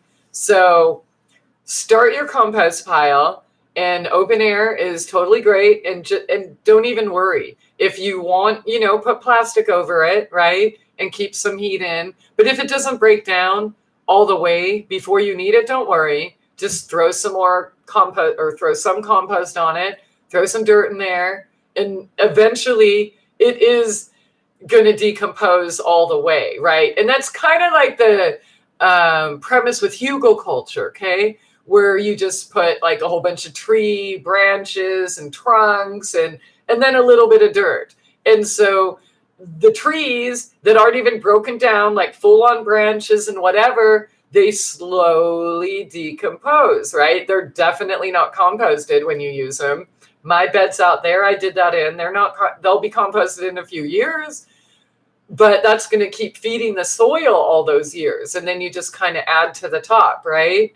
As it settles and breaks down. And so, yeah, don't worry about having to follow all the rules all the time with that. I mean, when I first moved here, I didn't have compost. I didn't have anything. And I just did lasagna garden. Whatever I cooked and whatever kitchen scraps I had as I got here, and then grass clippings, leaves, twigs, things that I could gather here. That was it. And like the beds, I just threw down, the layers of cardboard or paper. And then I just threw down, there's a bunch of carrot tops or potato peelings or, I just threw it all in there. So was it actual like compost and decomposed for last season? No.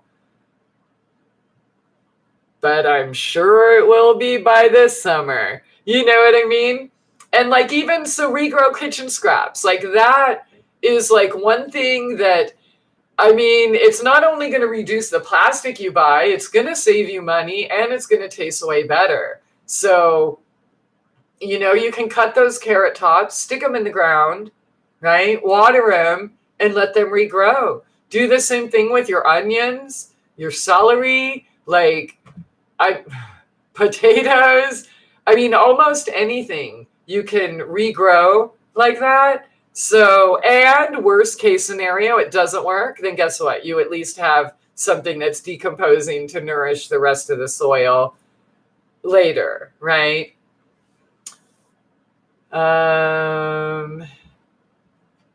Yeah, John Kerry is going to clean up the environment. Wait, were we supposed to die like, what was it, 20 years ago? I can't remember. When were we supposed to die this time?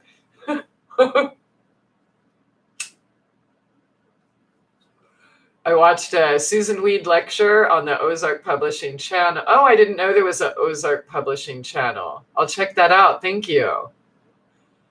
She talks about essential oils being processed until they're more like drugs so that the real plants are more beneficial.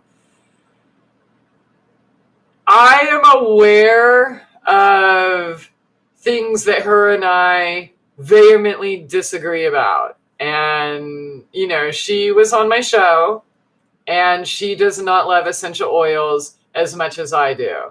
That being said, yes, plants are often, I'm not going to say they're more beneficial. I'm not going to say they're less beneficial. It depends on what you need it for. So, and there is a lot of essential oils being processed in ways that aren't helpful. And okay, case in point, my shit heals gangrene and all those other big companies don't. What does that tell you right there? Okay, so yeah, my shit heals skin cancer in 30 days. The other shit doesn't. So there is a difference. So what do you need it for? Like, it depends on, you're not going to have every herb or plant or flower available everywhere at all times. So, hopefully we are drying and preserving, in ways, things that we can, but I'm not going to say they're better or worse. I will say that essential oils can absolutely be dangerous when not taken properly, or not taking a clean kind, right? Or certain ones that, like there's certain oils, like basically all oils you can find in a grocery store, I would never take internally. And I'm pretty sure they say not for internal use, right? Believe it, okay? The finer one, like say peppermint gym or this and that, yeah, you can definitely take them internally. In case, I've been doing it for 13 years. So if it was as harmful as Susan Weed and other people would like us to believe, how did I get here from there? You know what I'm saying? Like, if I'm really doing everything wrong, then why am I the only one that healed myself? And when I say healed, I mean healed. Like, where did the herniated discs go? Where did the bone fissures go? Where did the stenosis go? Where did the cysts, the 5 abnormally large cysts on my spine go? Where did that go? There's no more pain. There's nothing. There's pain when I overwork myself or do too many push-ups or something if I haven't done them for a while, or things like that, lift too much, right? That kind of stuff. But yeah, so Susan and I disagree on, we agree on a lot of things, but I would not say they're better or more beneficial or not. It depends on the time, the place, the use, the context, the need. Yeah. So that's just my opinion. Like to hear your rebuttal to her. I'm not, talking shit. She has so much wisdom and she's a badass, but yeah, she also believes in birth control pills, and, to each his own. I think that nature/God can do better.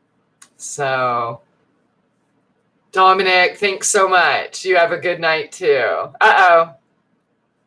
Is this cutting out for you guys? Huh.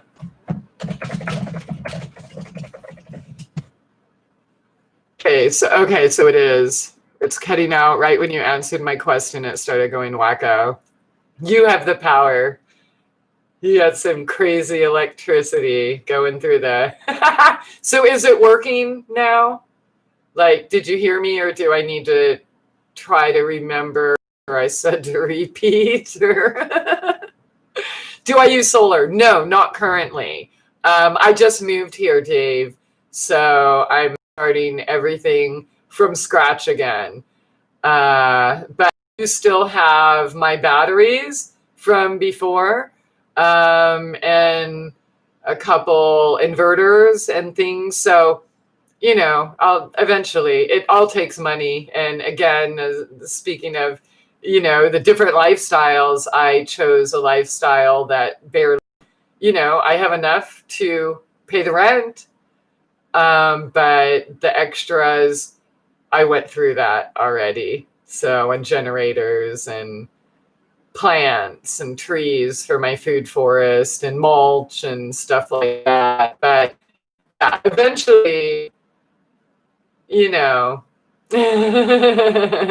Okay, so it is working. Good. All right. So yeah, if you have any questions, like, what do you have? Like, do you have, say, a medicine cabinet in your house you want to replace?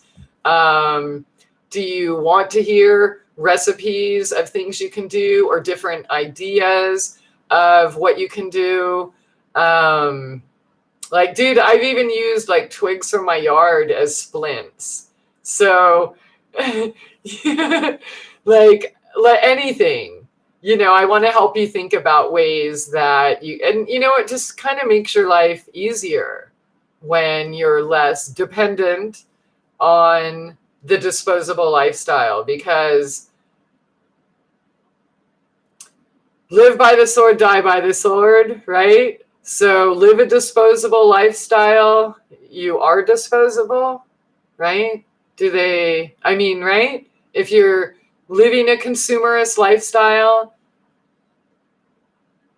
you'll be consumed by it. We're possessed by our possessions. You know, yeah. And what's so crazy, I did a video about, again, nobody cares, but it was dependency is power. And where I was making the point that the people that we think own us, right, that people think that they're dependent on, they're the most biggest dependents there are, because they can't do shit without us. No, they can't wash their toilets. No, they can't wash their food, grow their food, harvest their food, cook their food. They are not the people, say, in the Amazon factories making everything work, or the car factory, or the truck driver getting everything everywhere, or the actual people doing the work, right? They're dependent on us, which means we have all the power. And the only vote that matters is your dollar, right? What world do you want to create? If you want to continue the disposable, consumerist, frivolous, elite, or entitlist lifestyle, you can do it. But there are consequences to every action, every choice we make, positive or negative. So how long are we going to go without just throwing shit out and, someone else will pick it up?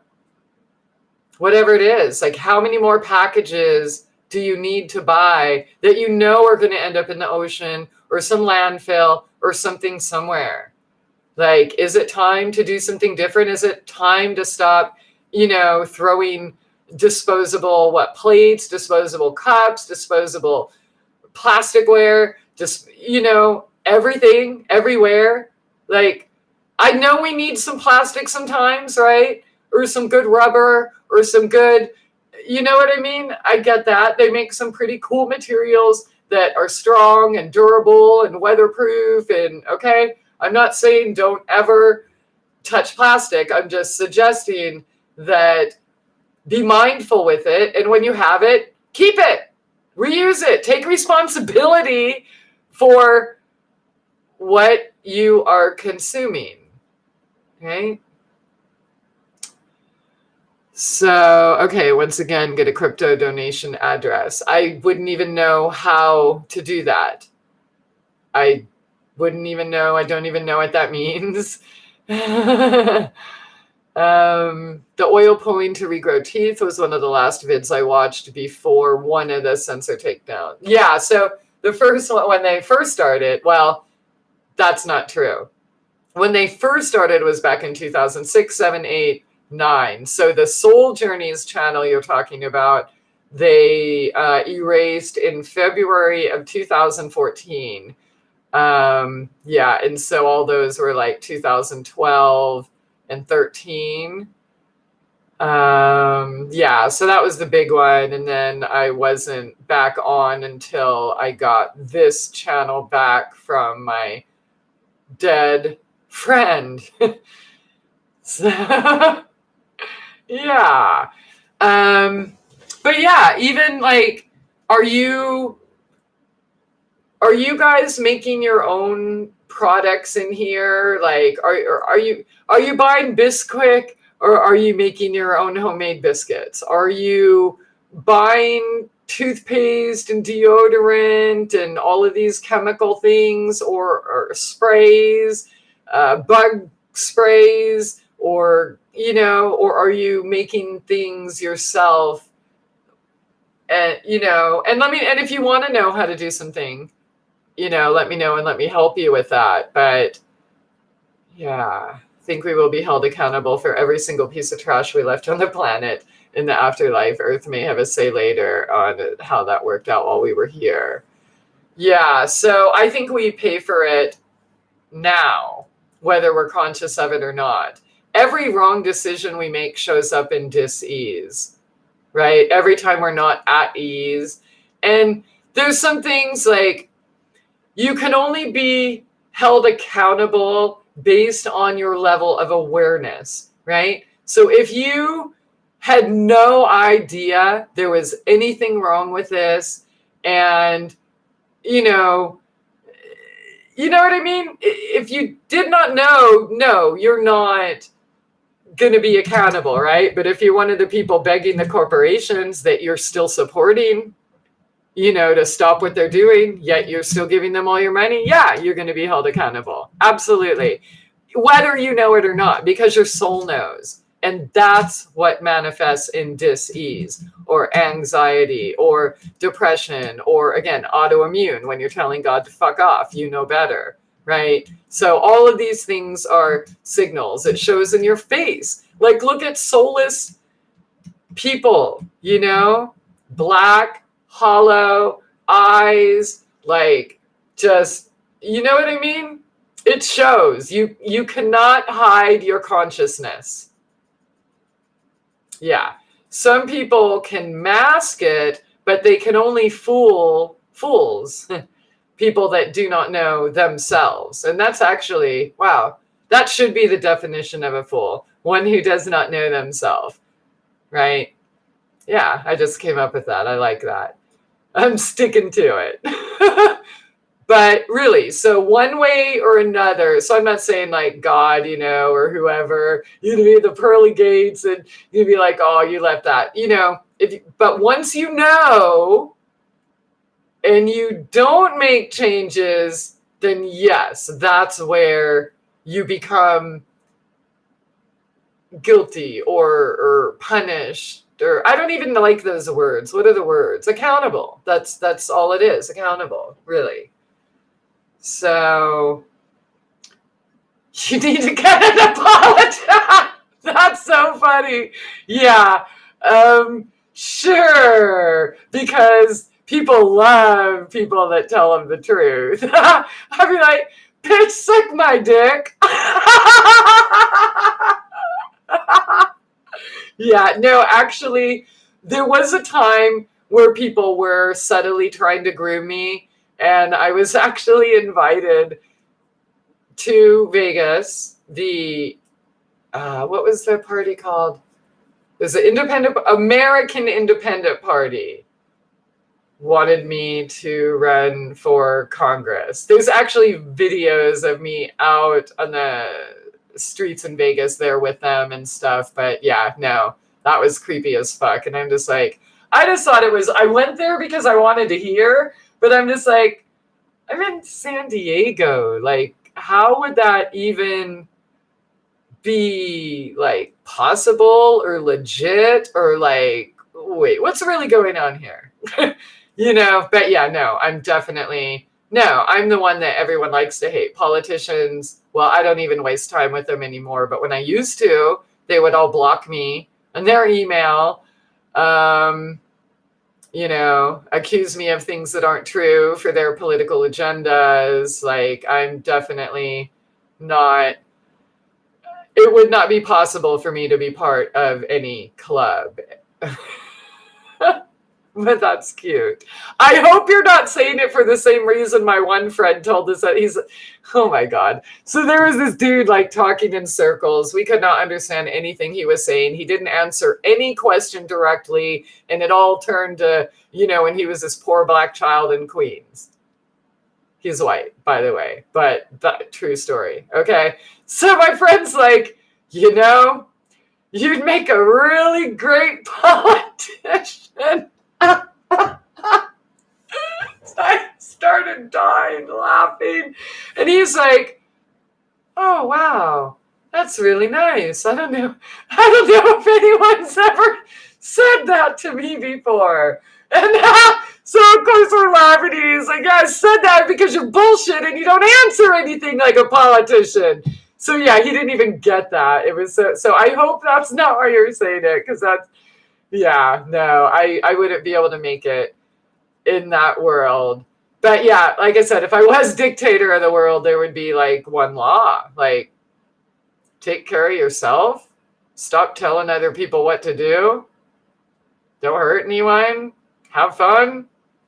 Fuck it. You know? So I don't think that would work. But I will be president of or queen of my kingdom or queendom and food forest and all of that. So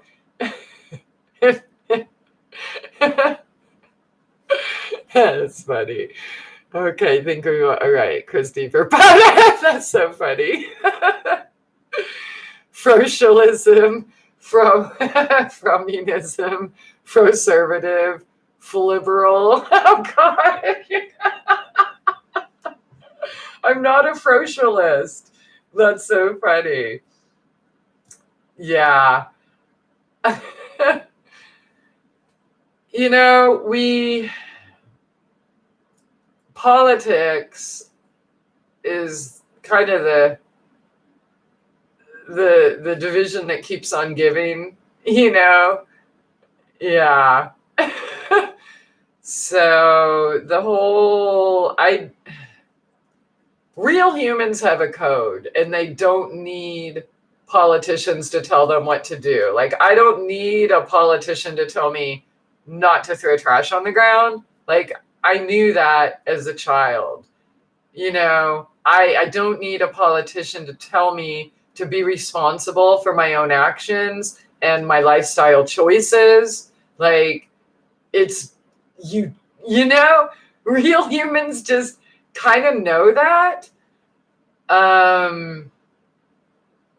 Yeah, in my world, in a world that I would create, we wouldn't have a need for any of that because everybody would be living consciously. So, and all right, even though I can't make anyone do anything and I wouldn't want to, I could, as dictator of the world, ban all of those poisonous chemical CIA products and fake foods and poisoned water. I would definitely ban all that. Yep, I'm a dictator. I'm a control freak bitch. Dictator at the core. You caught me! No, but really, I mean, why not? Why wouldn't I be able to ban poison? The FDA pretends to, right?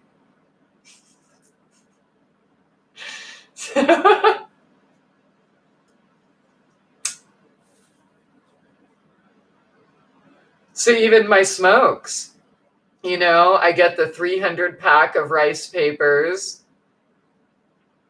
These go back to the ground. I roll them with my herbs, the tobacco. One bag lasts 2 months. And then I have a thick bag to wrap something else in. Yeah, food, bones, right? When you make bone broth, what do you do with the bones? What do you do with the fat? What do you do? You know, give me your questions. I'll tell you what I do.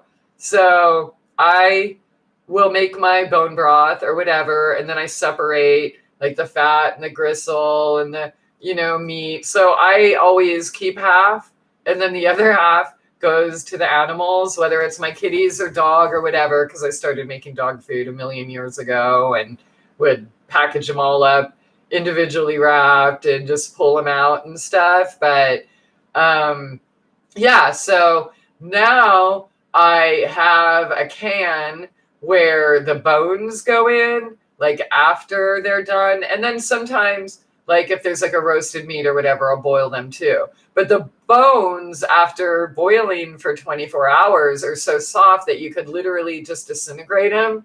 So some of them, because of the bone marrow and stuff, go in the kitty food or dog food or whatever. And then the rest of them get held until I have a whole bunch. And then they all get blended up or ground up into meal, I guess. And then that also goes into the garden. So... a social justice warrior. Oh yeah, we go way back. They're really good people.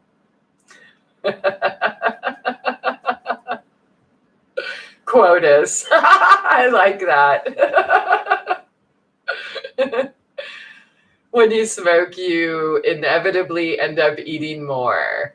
No, I've had a pretty consistent, like my life, I eat one meal at night.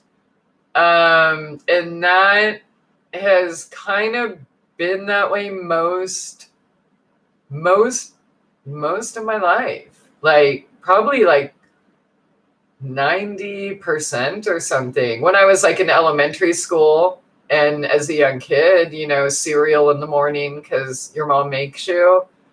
But yeah, my adult life, I would say 90% of it has been one meal a day, and then either juice during the day or just like little snacks like fruit, nuts, shit in the garden, you know. Yeah. And I don't smoke cigarettes. I smoke tobacco and mullein, mugwort, wormwood, cannabis, motherwort, Datura damiana sage. So it's a spliff extraordinaire. I don't know what to call it, but it's medicine. So, yeah. In case he knows. And yeah, it's so part of knowing ourselves better is knowing not just our astrology, but also our animals, like who we are, whether, you can call it your Native American medicine wheel or whatever, but it's basically like it's a wheel, just like astrology, but instead of planets, it's animals. So if you know your spirit animal or your medicine or your totems, right, then you can also know more about the best diet or environment for you. So I have a lot of animals in me that are nibblers, right? Like turkey, birds just kind of nibble a little bit here and there. They don't really sit down and have big meals. Yeah, so yeah. And then my some other animals I have are more just grazers. And then another animal is, stock up for the winter kind of thing. So I definitely have I have a little bit of bear in me sometimes too. I can eat, don't get me wrong. I'm not like on some, trying to be on a diet or anything. It's just what feels natural for my set point. I've always been like a nut, grain, grazer picker kind of thing. But if I'm not picking, when it comes down to that meal, oh, dude, let me tell you, when my house partner comes to eat and we'll have like a big old plate, whatever, it doesn't even matter what it is. But whatever it is, it's a big old plate, and I'm literally completely done before he's halfway. Yeah, so I get that meal down. So yeah, I don't know. It might act that way with especially cigarettes, because cigarettes have chemicals that make you do dumb shit. My mom smoked cigarettes and she was overweight. In fact, pretty much, yeah. So cigarettes versus tobacco, again, the cigarettes wouldn't, in my opinion, be part of a conscious, mindful, lack a disposable lifestyle, right? If we want to smoke it, we should roll it ourselves, right? I'm not entitled for someone else to do everything for me. If I want something, I'm going to do it myself. Or, have somebody who wants to, or do without. That's, and that's the thing in this consumerist lifestyle. People do not know how to do without. So they get themselves in these positions where the disposable lifestyle or making shitty decisions or feeling like they have no control or power. I mean, living a mindful lifestyle helps you in so many areas, not just better health through better diet, okay? Better mind functioning, better intuition, better ability to read, better ability to see. Like, and I'm talking through this eye, your third eye, okay? Like, better ability to navigate the energies and really understand and decipher which is which, right? Because when you're getting bombarded from energies, it's hard to tell which is yours, which is somebody else's, which is coming from a black magician from afar, which is, you know what I mean? So that's part of our school, is learning that and figuring out which belongs to which and then acting accordingly.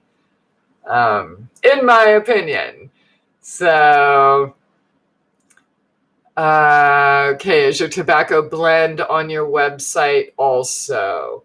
No. I used to sell my tobacco. I was not able to get my harvest to grow this year.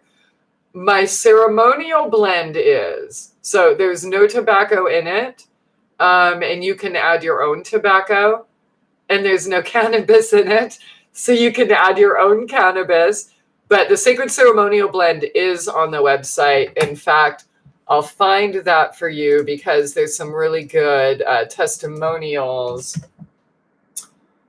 from smokers, because it helps them get rid of their smoker's cough.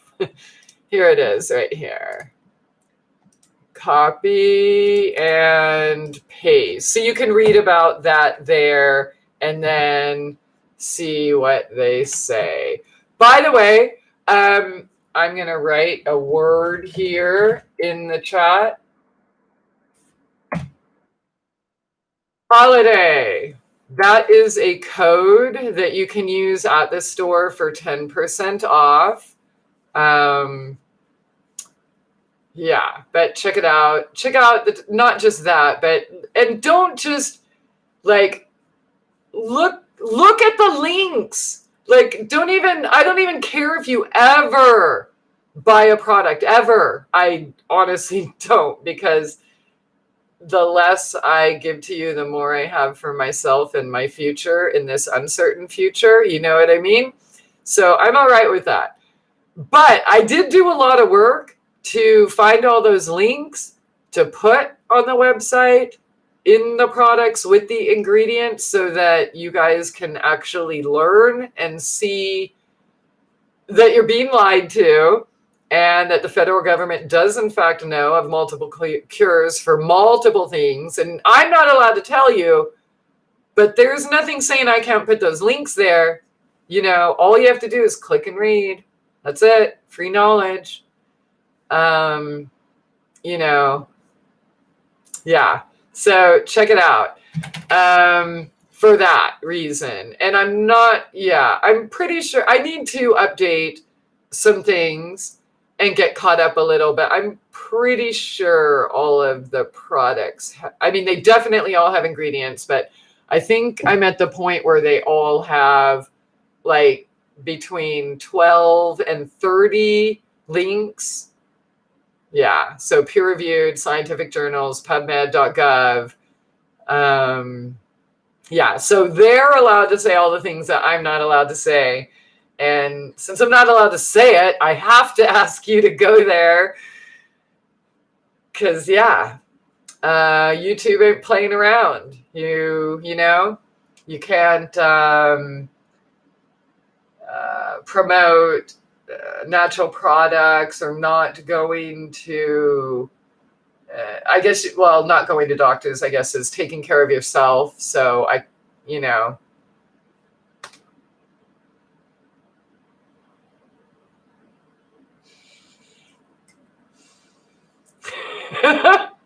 Greta's listening. That's funny. You don't get the munchies then. Yeah, no.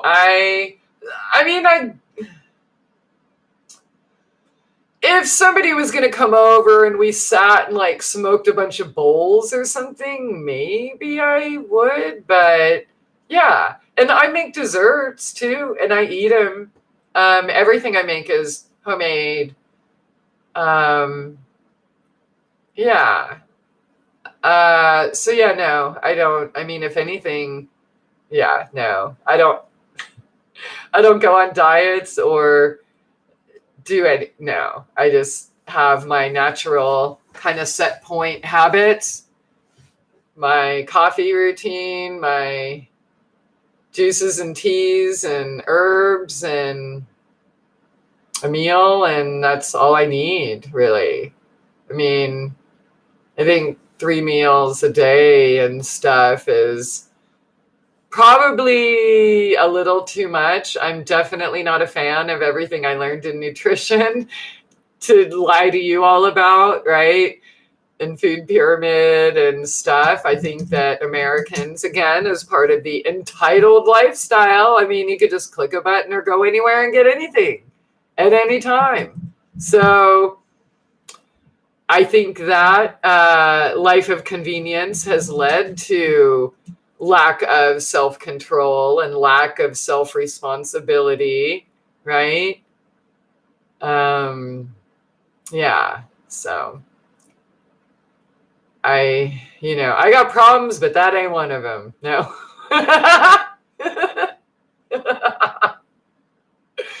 She can pound down food for sure. Oh, yeah. But I can also go days without eating too, but when I do, oh, yeah. I won a tortilla eating and tequila drinking contest. And there were 5 little things in the contest. I won against Bob Babbage, like some big old football player. Like, I stuffed and ate more dry corn tortillas in my mouth than those big football players. And one of them was like some WW, I don't know if it's E or F or G or H or I don't know, a wrestler or something person. I don't even remember the name now. But yeah, no, I compound. And I'm not shy and I don't care, Sometimes I can eat like a bird and other times I'm a bear. I'm mostly a bear, like in the winter. I probably eat more when it's cold than when it's hot. Yeah.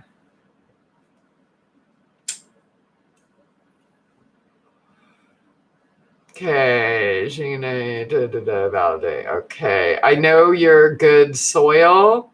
What would you start with? You mean the soil in my... What would I start with to make good soil? Is that what you're asking? And what kind of coffee? So what kind of coffee? So when I used to be able to go to stores and get anything I wanted at my fingertips, literally over a decade, Love Buzz, the fair trade organic coffee. That's what I used to always have. And I actually do still have some that I brought with me from Washington. And occasionally, if I see something like that in a store, I'll get it. But truthfully, my only requirement these days is fair trade organic. So as long as I'm not purchasing slave labor coffee, I'm happy. So I don't have a particular brand or anything anymore. I'm much less food Nazi snob than I used to be, except, it's organic and it's whole and it's slave free. So and I've tried out a few different kinds recently, and it's just kind of whatever I see when I go nowadays. But definitely not Walmart or any of that stuff. It has to be fair trade, slave free, period. So that's, yeah, again, my Arkansas, like where I live, is not like living in other cities. Like so I lived in a small town, on the peninsula, But I could cross the bridge and go to, oh, what was it called? Fresh Market. I think that was the name. How could I? Central Market, somewhere, Fresh Market somewhere else. Central Market. Incredible store. It was like the Costco of whole local gourmet, like everything, 50 different kinds of cheeses, big, beautiful salad, I don't have that anymore. I'll probably never see a store like that again. And yeah, so the one store that I do go to, it's like a healthy store. It has local products, food products, produce, stuff like that it sells. And so that's like a backup, and I'll go there and I'll get their coffee or things like that. Yeah, but they don't. The nearest place I know where I could have some semblance of my old eating habits would be like 2 hours, the 2 hour each way. So I'm just not interested. I just want to stay local and plan for the days where, if shit does hit the fan, I'm already set because I have my network and we have each other, right? They got my produce, I got their chickens or eggs or soap or whatever, right? Yeah. So I can fast and eat a whole rack of ribs too. Did you have the munchies at that time? Which time? Investing in you. Oh, you're so sweet. Aw, thank you. I did do a video called Your Greatest Investment. And then the Save My Pennies. Yeah, what was that other video? How to save for a rainy day. Yeah. How are things going, by the way, though, Sunny? I know you're getting close to some big changes. And how's it going? No old soul. She knows everything, but just doesn't know it yet. Yeah, we all do. I agree with that. Right. I agree that we all have everything inside of us, and none of us know. But we're learning, right? I mean, I learned quite a bit, but yeah. And really, a conscious lifestyle, right? A less entitled lifestyle leads to that closer connection, that discernment, right? That we're lacking with all the distractions in the disposable. Like being conscious about everything that ever gets into your hand or your mouth, your body, knowing where it came from, who made it, who touched it, who licked it, who, you know what I mean? Who was it feeding? Like, that's important. Like, and supporting local, dude, you're not just helping yourself by getting better stuff or higher quality. You're also helping that family, that mom and pop, right? Mom and pop's quality is much higher than corporate shit, period, hands down. So if you're not supporting mom and pop, do not be one of those bitches that complain when we're all gone, So, okay. And thank you for that, Sunny. Human being, how's it going? I found your channel back in late 2014, and I'm so happy to watch you still making content. You speak right to my heart. Wow, that's so cool. I was deleted in 14, but my friend who's dead today was uploading my older videos and stuff like that unless you found me at the other channel, but the other channel, it was deleted Yeah, February 14. So yeah, it's been wild. So I was able to start posting videos myself again, like new ones. I guess I started the new content started coming when I started documenting the homeless part of the journey, and then the tent and coffee with Christie and stuff. So I think a lot of anything that was posted here in 2014 and most of 15 on this channel was older stuff that was deleted and not erased from the other channels. But that's so cool to know you're here. That's cool. Thank you. All right. Too much for here for right now. Time to be silent. Time to speak. Discernment thing. I'm a good listener to the wise. Welcome, human. I was pregnant at the time. All right. Spending a lot of time on YouTube. Seems like a different time. It does seem like it is a different time. It's a lot different. Yeah. And so you were pregnant at the time. So you have a 5.5-year-old now. And I hope that's going well. But yeah, so if anyone has questions on how they can reduce waste and stuff in their life or, but yeah, so I talked in the kitchen, you know, if you buy things in bulk, then there's less packaging. When you go out to eat, bring your own packages, bring your own bags, everything that comes into your house, find a use for it. There is a use for it somewhere, right? And again, I'm not saying be a hoarder or anything like that. But again, this whole damn property and big ass house and visitors and cooking all the time and stuff, I have one bag of trash a month. One. Not even a full one. One per month. That's it.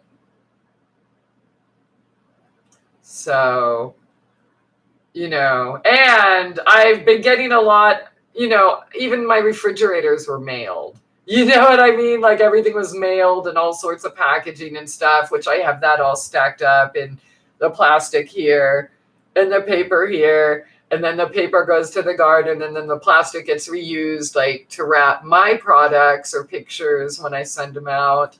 So,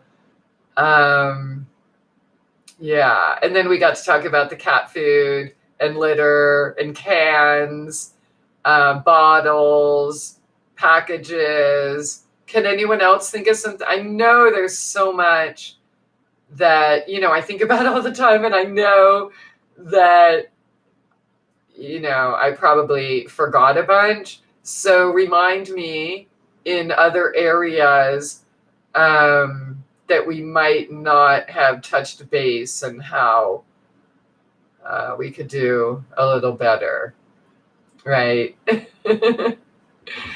So glass. Okay, the water quality is really bad here, and the only plastic I can't seem to quit is bottled water. Yeah. I mean, if it's that bad, like tap water and crap like that, that would suck. So when I lived in a city that had fluoridated water, I drank distilled water only. I did have a Berkey, but the truth is, once the fluoride molecules are in there, like they're so small, it's almost impossible to get out. And while they say the fluoride filters are supposed to last 2 weeks no, it was like, I don't know, 2 months or something like that. But after 2 weeks, we had that water engineer on my show test it. So the first couple weeks, it took some of it out and all of the other stuff out. But after that, you had double. So if you want to trust that with the fluoride filters, then you would have to replace them like every 2 weeks at most. And that's super, super expensive. So honestly, I would just buy distilled water or find, I don't know where you live, but maybe nearby there's a spring, right? Where people go, they still exist, where people go fill up their water bottles, right? Even in Olympia, the city of, like, people pull up all day long to fill up their water. When I lived in Florida at Homosassa, they just go up and fill up their water. So there's that. And I don't know if any of those, was it like Collagen or something? There was like a delivery service with those little things in the 5-gallon blue. I would look into that.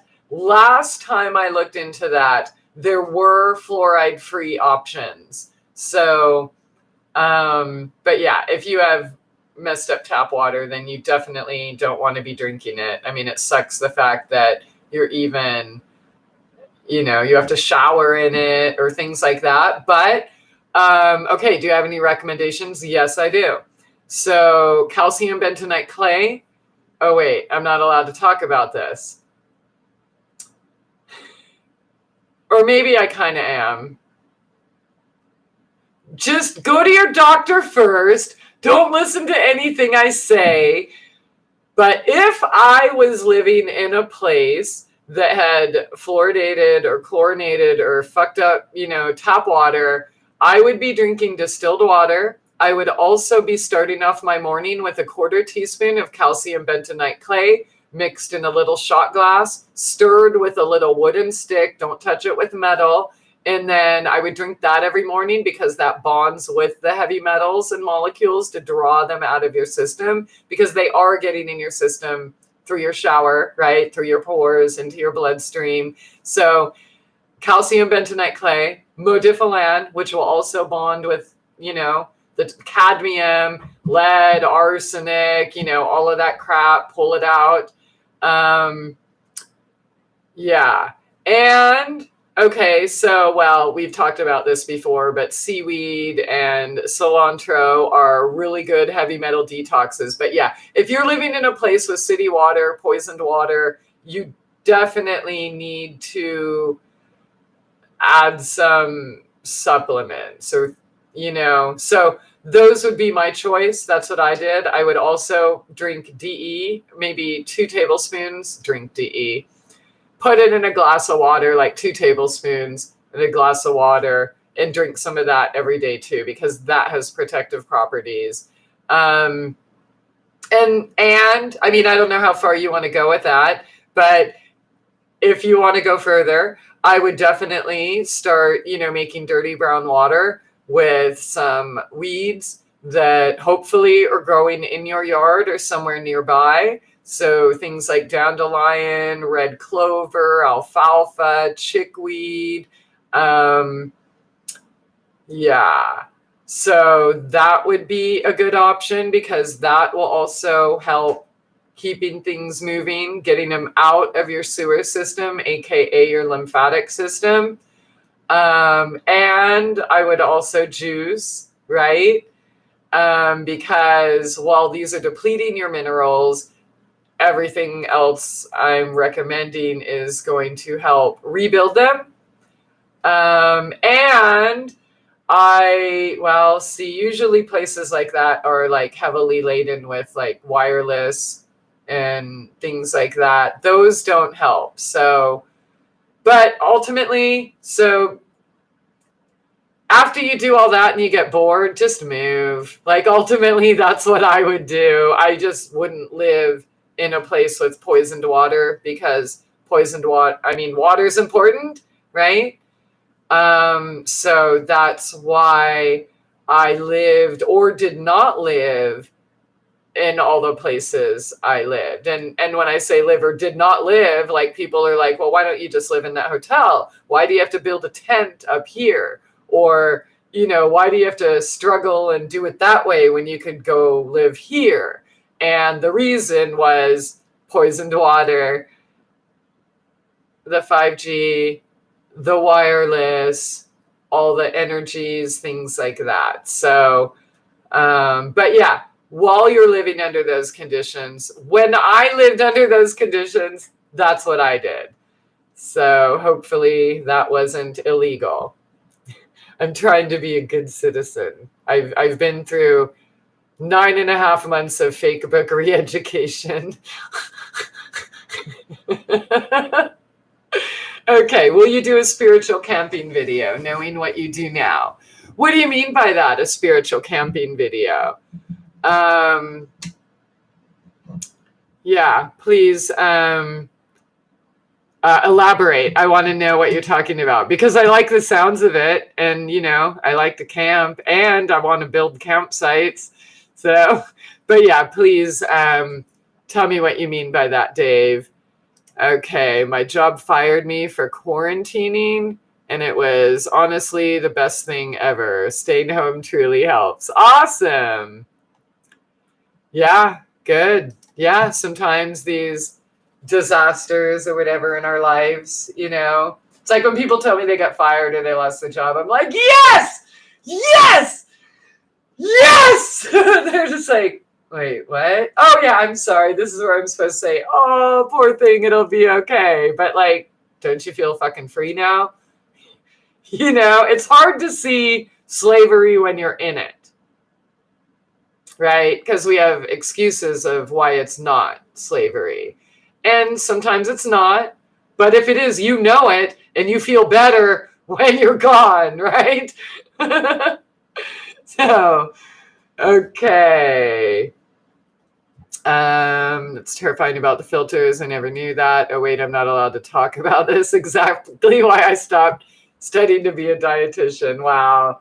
All right. I live on native land. Oh, damn. And your water's poisoned? Wow. That's fucked up. I live on native land, and it's a shame what's happened to it. Arguably, yes. It's all native land. Well, true. But wow. How did they let that happen? I don't understand. Why the fuck would any native on any native sacred land let the fucking federal government come on and poison you? I mean, like, haven't we done this before? You know what I mean? Like, how could any native let I'm not a white hater, but I'll just say it, any fucking white man carrying poison on the land? That's just freaking insane. Wow. Well, yeah, so that, or find a spring. Because, oh, dude, if you're in Oklahoma, okay, well, Oklahoma has tons of water. So I know you'll find clean water somewhere. Just ask someone or post in a group or look, I don't know. I can't recommend, and, I have no idea where you are. But I guarantee if I was where you are, I would find one. So I'm sorry, Casey, you're right. We're the devil. But no, seriously, that's all I got to say. It's like, been there, done that? No? Like, why are you going to let a fucking white guy on and with hazmat suits and fucking poisoning your goddamn water? Like, that's insane. I know that, a lot of them have sold the people out. I know. There was a lot of that going on in Washington, and one of my friends was in the council of a sacred native land in the reservation, and he explained to me how corrupt it was, and there's like 2 or 3 families that have everything because they make all these deals and push these things through, and that just has to stop. That just has to fucking stop. So yeah, and I hope you guys aren't drinking Dr. Pepper. That pisses me off too.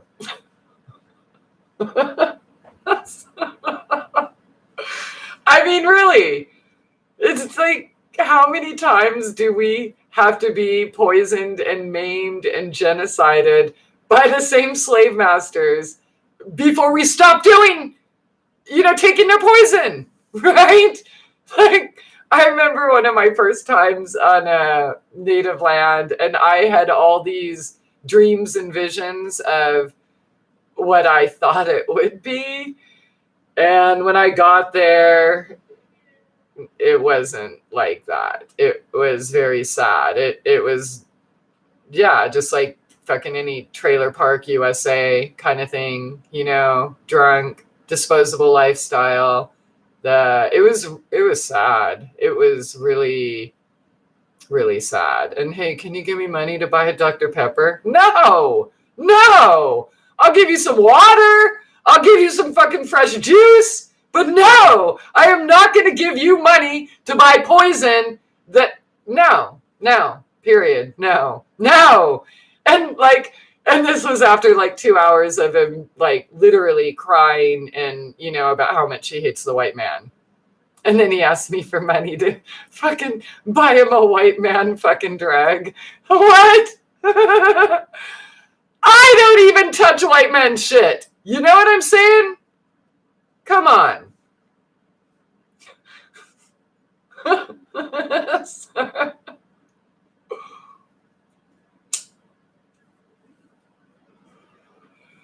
But we got medical 2 years ago, so there's something going okay. All right, yay. I'm 25, so my frontal lobe is just now catching up and I'm angry. Good, be angry. I have a video about anger, by the way. I hope you check it out.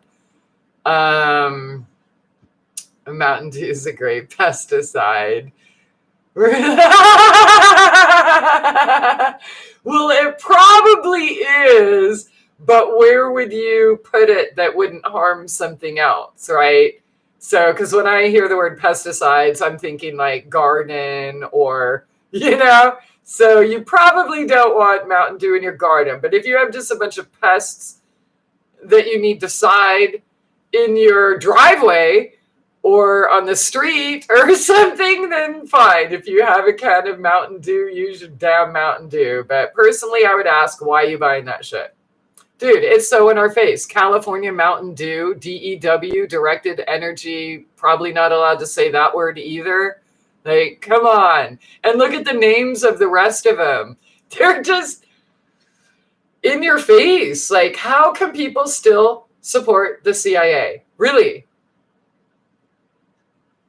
And it's just easier to say CIA because I know for a fact that it was the CIA that started Pepsi and Coke and their 50,000 different subsidiaries that them and all these other different business names. And I can't say 50,000 subsidiaries, but everyone, everything in a package basically was owned, created by the CIA.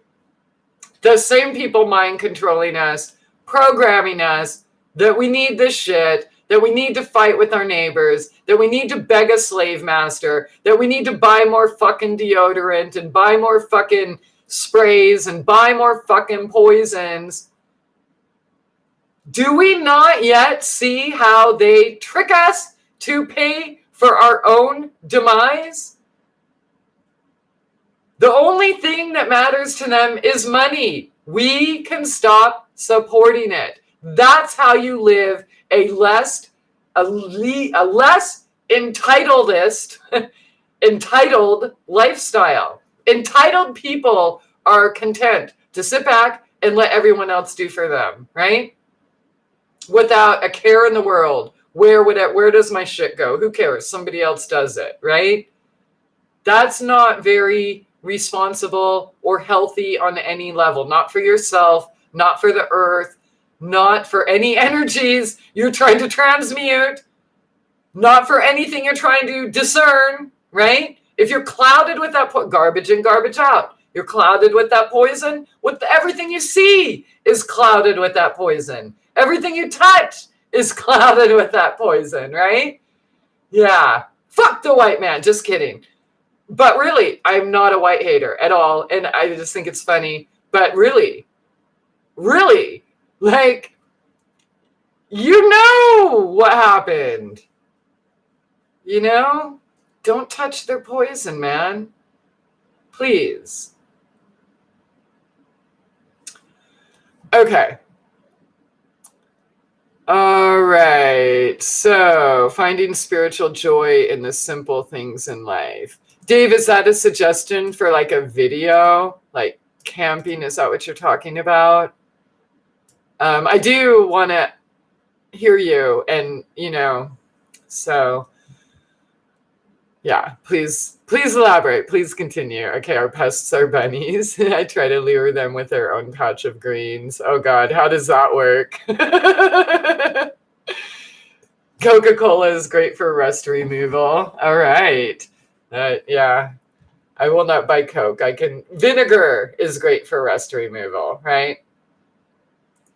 So the first time I saw someone use Coke to get rid of rust, I stopped drinking it. Good move, man. Really? So like when someone was asking, is like God punishing you in the afterlife or something for trash you leave or whatever? Like, no, if you don't know, you're not responsible. But once you know, that's when you become accountable. That's when it manifests in dis-ease, shows up in physical symptoms, emotional symptoms, etc. So that's what it takes. When you found out, you said, fuck that shit. What's it doing to my insides? Right? You didn't make excuses.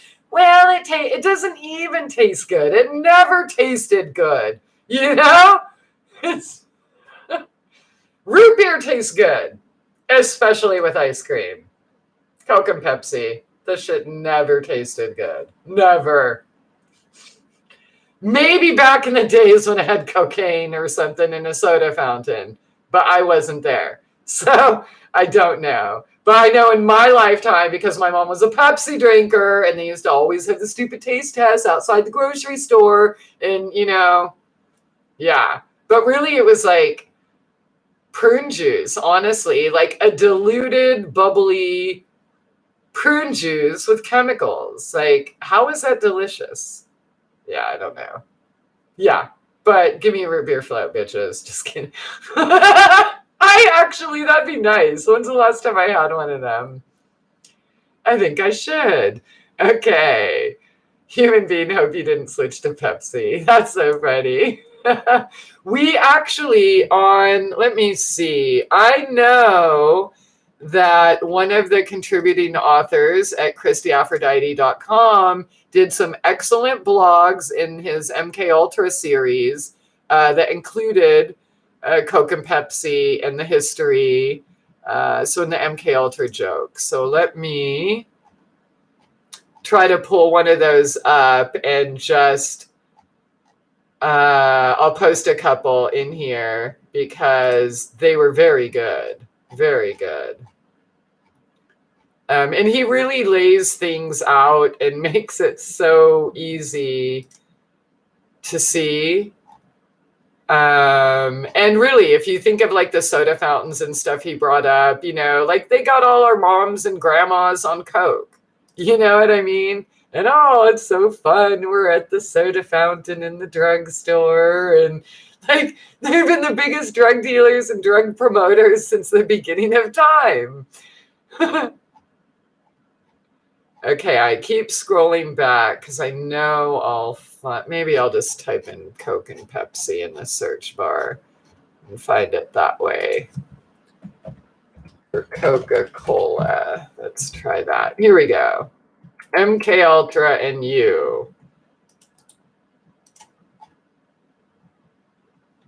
Bogler, I was a guinea pig for drug experiments. Is this the one with the Coke and Pepsi? What are natural flavors really? Okay, hopefully this is the one that has all the CIA. Oh yeah, it does. Okay, here we go. Here we go. Here we go. So I'm going to put this link in here. And if anyone is still drinking Coke or Pepsi or any of their products, please read this blog. Okay? Because there's going to come a time where you can't claim ignorance as a defense. You know what I'm saying? So check out that link and see who and what those two names are. And I'm not sure if he put the link to all the subsidiary names, but literally every name you've ever heard of in the grocery store shelves. Okay. Let me see if that's in here, but yeah, check it out. Like, do any of you know that Pepsi was one of the world's largest militaries for a moment? Yeah? No, you didn't? Why not? Did you know about the coup? Or, yeah, no, probably not. I'm not going to tell you because the blog is really good and he's a really good writer. So I don't want to give it away. Just click the link. So if you want to find it and you're like, obviously not in the chat if you're not here on the live stream, you can get it by going to ChristieAphrodite.com, and in the search bar, I just put Coca-Cola, and it was the first one that came up. So yeah, I want to tell you, but I want you to read it. Ooh, look at the Hitleries. I mean, the Clintons, or whatever they are. Oh, with their Coca-Cola. How nice. Yeah, seriously. Just check it out. Okay, so where was I? All right, hope you didn't switch to Pepsi. That's funny. My uncle, he was a trip, said he wouldn't drink water because the fish did dirty things. I've met a few people that say fish fucking there. That's funny. Branson for a root beer float. I might have to. Maybe one of these days. That would be kind of yummy, but I don't need it. And I don't need to. Like a local, like root beer, you know what I mean? That'd be cool. Yeah, I would have a root beer float again, but definitely not a mug or Barks, or I don't even remember the other one's name. Pet pills for housewives in the 50s. Yeah, seriously, read that blog and you'll really understand why we're so fucked up and why we didn't have a chance and why our parents are so fucked up and how to not do the same thing to our children, right? We don't need to produce drug addict children. Diseased, drugged children. We don't have to do that. That's a choice. And if you like where we're at and where things are going, then by all means, keep drugging. Hope you grind your teeth and feel great too. All right, my grandma, basically my mom, she would still drink diet soda after developing diabetes. So sad, basically, why I started studying health. That sucks. I'm sorry. That's so hard, and they can heal it just by not drinking that, even without knowing anything about herbs or doing anything better. Just by simply not having the soda could heal that. Yeah, actually, you know what? I might have some good pieces about diabetes in here. So what I am going to do, and how everybody gets diabetes. Yeah, here. So I'm just going to put this link, and it has a whole bunch of links. But the antidepressants, vaccines, and autoimmune disease, hidden causes of diabetes, that's kind of a good one. These are not my opinions. This is all information that came directly from their websites, their stats, their studies. So there's that. All right. Wanted to find ways to stop this and started to realize it was rigged from the start. Right. Yeah. But the good news is we can change it. We can reverse it. We can heal it. But we have to be dedicated to transcend a lifestyle of entitlement, a culture of entitlement, right? So entitlement, doesn't end with just some snotty kid. You know what I mean? It's our lifestyle that has been programmed into our culture, where we think that everybody owes us everything and everybody should do everything for us, that we shouldn't take part in nourishing our own bodies, nourishing our own spirit, soul, right? It's somebody else's responsibility. Somebody else pick up our trash. Somebody else can keep producing what? How many shampoo bottles have you bought in your lifetime? How many deodorant sticks have you thrown in your trash in your lifetime? Or razors or whatever, all of that shit. Yeah. That's completely unnecessary. But we do that because we were programmed to think that we were entitled to everyone else doing everything for us. We can change that. I'll tell you what, not changing it will keep you where you're at. So a lot of people say they want to heal certain things, or gain more knowledge, but they don't want to sacrifice anything for it. So we already talked about, if your child, you gave your child the world and kept bestowing gift upon gift upon gift that they threw away or ignored or didn't disrespected, and then asked for more, would you give them more? No, neither will God, neither will Mother Earth, neither will whoever you believe is wiser, smarter, stronger, more powerful than us, right?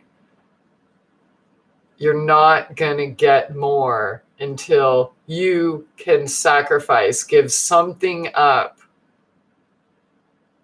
So giving up all of their corporate shit and that disposable lifestyle can actually help you gain quite a bit. Your sanity, peace of mind, through a simpler lifestyle, through a healthier lifestyle and health. What do you have without health?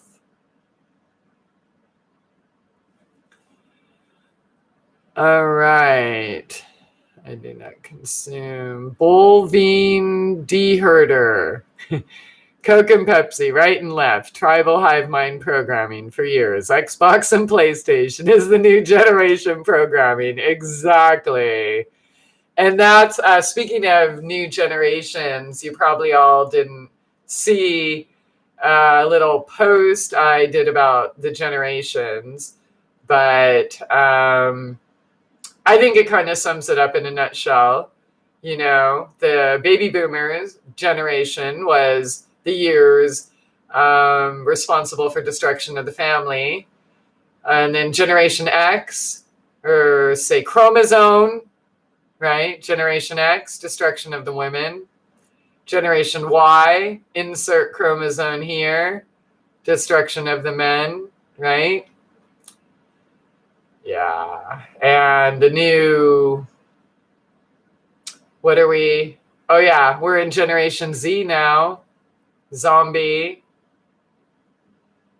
Don't act like they haven't been making zombie viruses and vaccines. You know what I mean? But it's very clever. And if you look at the Pluto generations and such, I don't know. It's pretty kind of cut and dry. So they don't call it programming for nothing. Like those games, that shit, like nobody should be playing it. Really. And I was not going to get my kids a freaking PlayStation. People were playing those, what's that called? Grand Theft Auto. It was like violent, like people acting like they're driving through cities and shooting people and blowing things up, and like it was crazy. I'm like, this is supposed to be a game for kids? Are you fucking kidding me? Like, doing that or seeing that in real life or the screen is no different in your mind, the way your brain processes it. Okay? So people are literally, we have a generation of traumatized minds just from fucking video games. Most people were traumatized by things we don't love. These people are traumatized by things they love and wanted more of over and over. You know, like a bad fucking drug habit. Crazy. Used to drink Sprite by the case. That's how, yeah, Sprite was pretty good. It was, yeah, see, Sprite and 7-Up was better, my grandma said. And in some cases it was medicine if you have like I don't know, a cold or something like that. But yeah, wow, yeah, I had my day. And I was diet sodas too. Yeah. So fucking up my kidneys along with all the pills, fucking them up. They told me would fix me. But let that be a lesson. I thought I was entitled to the best doctors and healthcare, and they're going to take care of me by giving me these drugs I'm entitled to because I'm too fucking stupid to figure out that I have the ability to stop making stupid, uninformed choices that could get me out of this need or thinking I need drugs, right? So I'm off to bed. You've given me a lot to think about and stuff to study. Awesome, human. All right, take care. And we'll see you next time. Thanks for stopping by. Coca-Cola was an old-fashioned Viagra. Probably, huh? That's hilarious. Okay, did it make you feel spidey? All right, I'm Gen X. Yeah, I think I am too, maybe. I think, yeah, I am. Yeah, yeah. So that's when, like, who were the women they were putting before us? Oh my God, if you're in California, you had fucking Pelosi, Boxer, Clinton. I mean, we already Gloria Steinem, of course. And then Madonna. Like, let's think about this. Who were the women that they put there to tell us that we're supposed to be like? Like, how many of them were actually women? You know what I mean? And what were they doing to the boys then? And making sure we weren't attracted to them, right, Boy George? I mean, come on. Like, you know what I mean? Yeah, married with children. Yeah, cray, cray, cray, cray. Yeah, it's a fun comedy school, that's for sure. Okay, TikTok is Gen Z crack. I've never seen or been on TikTok, but like in Instagram or Facebook, people will post like a TikTok video or something. So I don't really, yeah, I don't know anything about it. But yeah, I agree. I'm sure. I mean, yeah. And look how the last few years they were getting everyone to put masks on and filters and what is that? You know, like they were leading up to this. I don't know if it was TikTok that made all the masks and bunny ears and noses and fucking stupid shit like that. Was it TikTok that turned everybody into that? So that when masks and filters do not speak came up in real life, they're just like, oh, but look, it makes me so sexy. Yeah. Dude, I can't even tell you how grossed out I was of these women dude, we're almost 50 years old. Okay. We are not little girls, you know? And they're like, seriously, like putting on makeup, trying to turn it into some like BDSM fucking sexual fantasy, this whole mask thing. It's not sexy. It's not cute. Take your fucking masks off. Take your fucking filters off. Be a real fucking human, okay? Otherwise, you're just going to keep living the lie. So,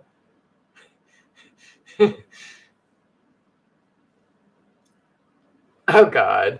And oh man, I can't remember all the music then now, but Yeah, it's a virtual disposable culture. Actually, it is. And that's, I hope that, I know y'all have come late, but I do hope that, those of you that have been here are hopefully encouraged to maybe consider a less disposable lifestyle.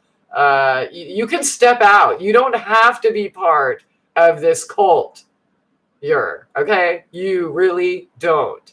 You really can live life on your own terms. You really can have a conscious, mindful lifestyle where you do more for yourself and stop depending on everyone else to do things for you that you're so disconnected from, right? Like, we don't even think about the waste because we've never had to dispose of it, right? Like, somebody else picks it up. What if you did live off grid? What would you do then? You just have bags of trash piling up? Or would you change your lifestyle and stop contributing to that? Consumer mindset, poisonous products, mind control. When is enough enough? Okay, so this is about done, which means it takes me 3 hours to smoke one. Which means I'm going to wind down and go play with my pussies. Yes. Because they're so warm and soft and fuzzy, and I love them. Yeah. So yeah, any more questions? Pretty please ask now or wait till the next time. If there's anything that we went over that you want ideas and what to do about or with, to help you live a less disposable lifestyle, now's your time. So let's just say, I don't know, 10 more minutes or something. Yeah. But I'm going to wind down.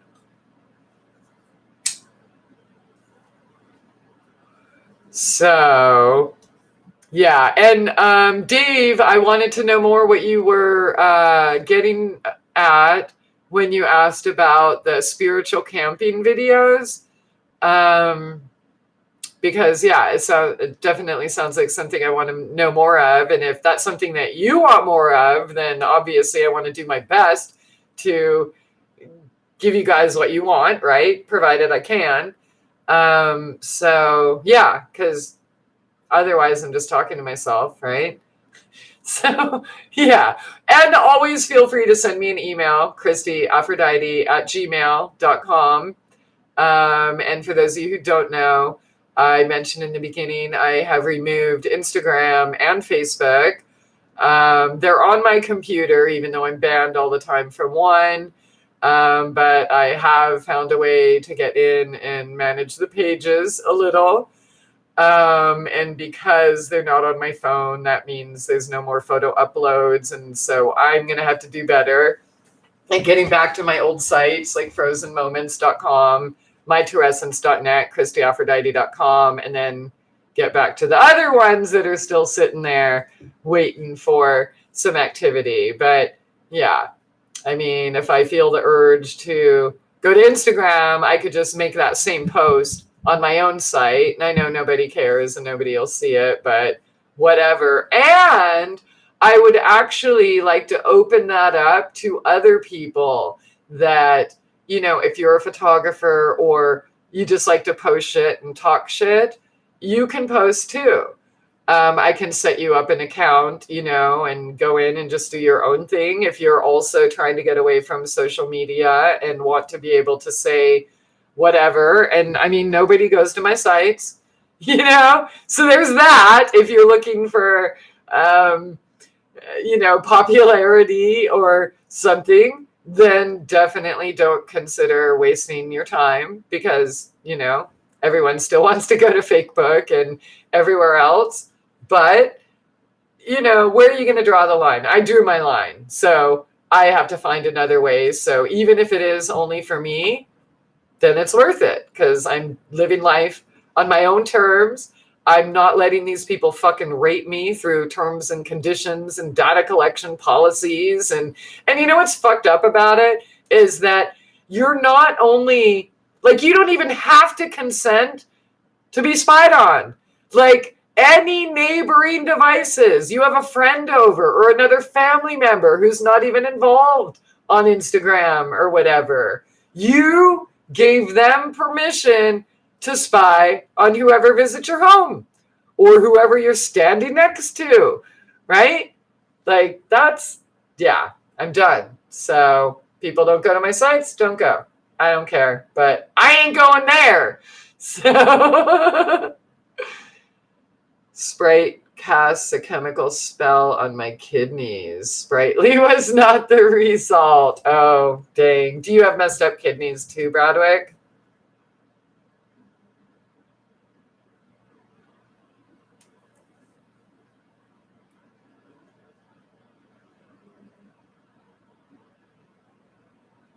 Yeah. Yeah, so any questions or comments or that you come up with that aren't while we're still here, feel free to send me an email. And I hope you check out those links because Rusty Moose is a cool writer. And I'm glad the whole Coke and Pepsi thing came up because, yeah, I like how he just lays things out and just makes things so simple that I don't think there's any way you can read one of his blogs and ever go back to doing things the same. Like if you're, say, a Pepsi, Nestle, Nabisco, whatever lover person, and after you see, or Pepsi, or, you know, again, any of their 50,000 subsidiaries, it would be really weird if you could. So if you don't want to be aware, then do not click that link. All right. So, and I'm not really, you know, I'm not in a hurry. So if you do have a question, don't be shy. Like, don't be like, oh, well, I don't want to ask because she's trying to leave. I don't really care. I got a couple minutes and, oh, my furry babies are fine. But it has been 3 hours. You know what I mean? So, yeah. So yeah, if you do have a question, go for it. Cat vid as well. I do need to do a cat video just like introducing all of them somehow. It's just so hard to do it all and hold cameras. And dude, they're so funny. Like a video I really want to show is when I'm cleaning their litter boxes in their room. And like, it's so, because they, oh my God, it never fails. So, oh, I left one out today. Crap. I was working in the garden and I forgot. I'm glad I remembered that. Okay. But it never fails. As soon as I clean the boxes or box or whichever one I do, they're like, oh, look, Mom picked up all our little nuggets. I think she likes them. Let's go give her some more. They can poop on fucking cue. And it's always right when I'm cleaning it or right after I cleaned it and already went out and dumped everything. But yeah, and oh my God, and just inspecting me. Is she doing it good enough? You know? Yeah, they're funny. But I'll definitely have to do a kitty introduction video eventually. So yeah, Derek, you retracted a message I never got to see. So don't be a dick. What are you ashamed of?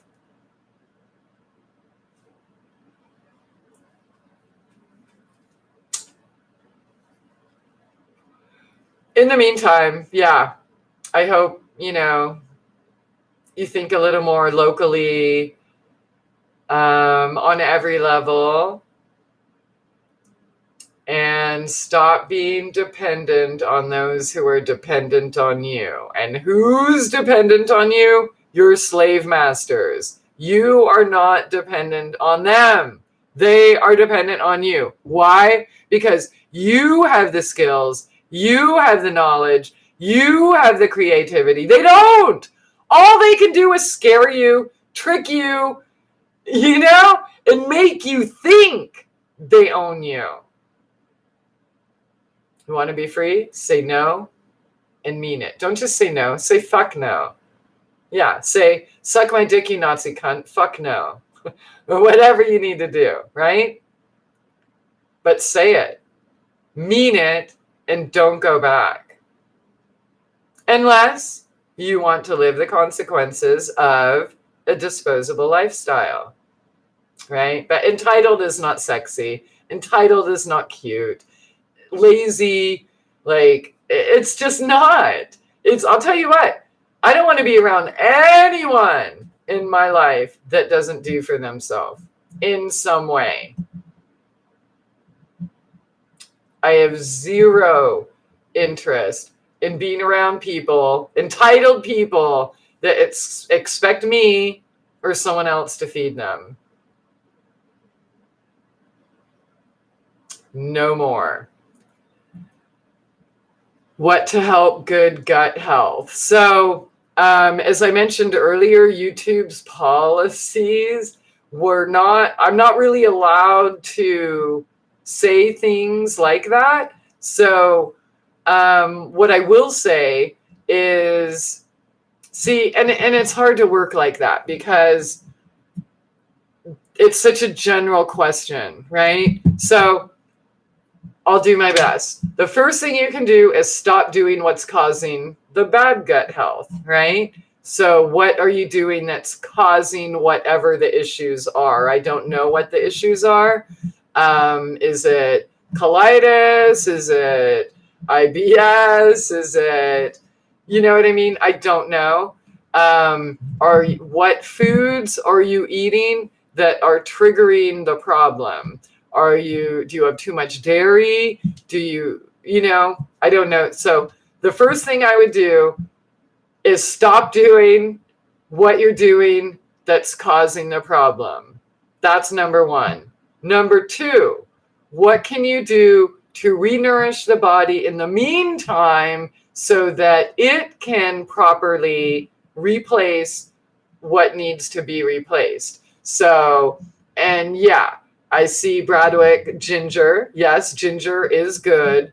But again, what to help good gut health isn't clear. So I don't know what you're doing that's causing it. I also don't know if you're on any medications or things that could interact. Believe it or not, many of them are designed to interact negatively with simple things like garlic and grapefruit and things that I would be first to recommend. So even more important than the ginger, you have to stop doing what's causing it. Number one, right? So yeah, ginger is good. Herb teas, I mentioned, dirty brown water earlier, right? If you can make some teas so my go-to tea that's always every day it starts with ginger. I chop it up, grate it up, put it in the water, bring the water to the boil.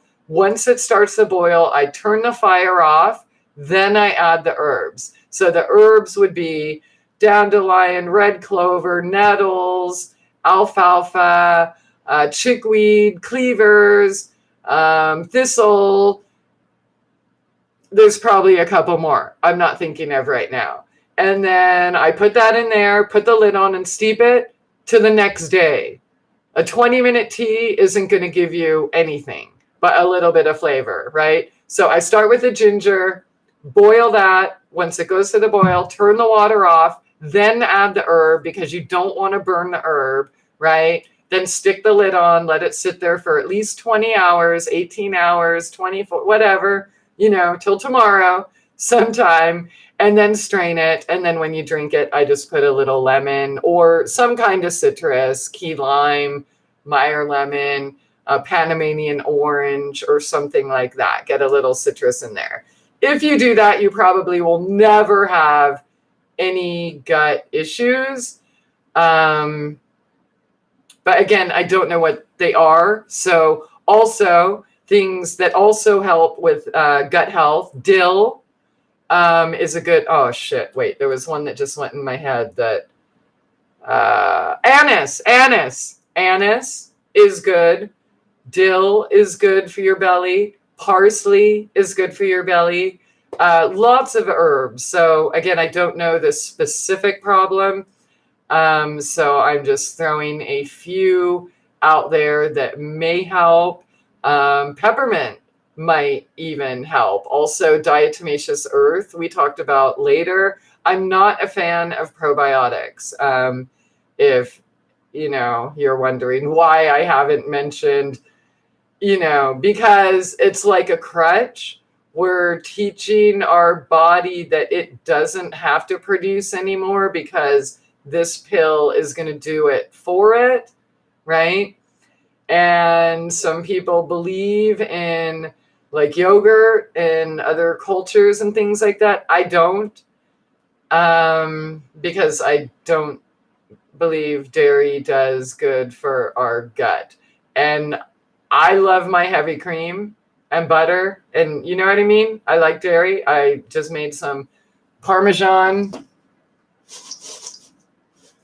garlic Parmesan popcorn. So, I'm not like anti because I hate it or this or that, or it's not that. But if I ate that every day, it would hurt. And if I eat too much of that, it does hurt. So, and I do like heavy cream in like my sauces that I make or my coffee or things like that. But is it good for me? No. And when my gut hurts, should I have more? No, I should pull off, and which I have a few times. So just, you know how you feel and what triggers whatever the issue is. Also, things that hurt it, well, not going to the restroom regularly, right? Whether you're holding in your urine because you're in class all day or at work, or you're afraid of a public restroom or things like that. All of that causes problems, right? Because where's it going to go?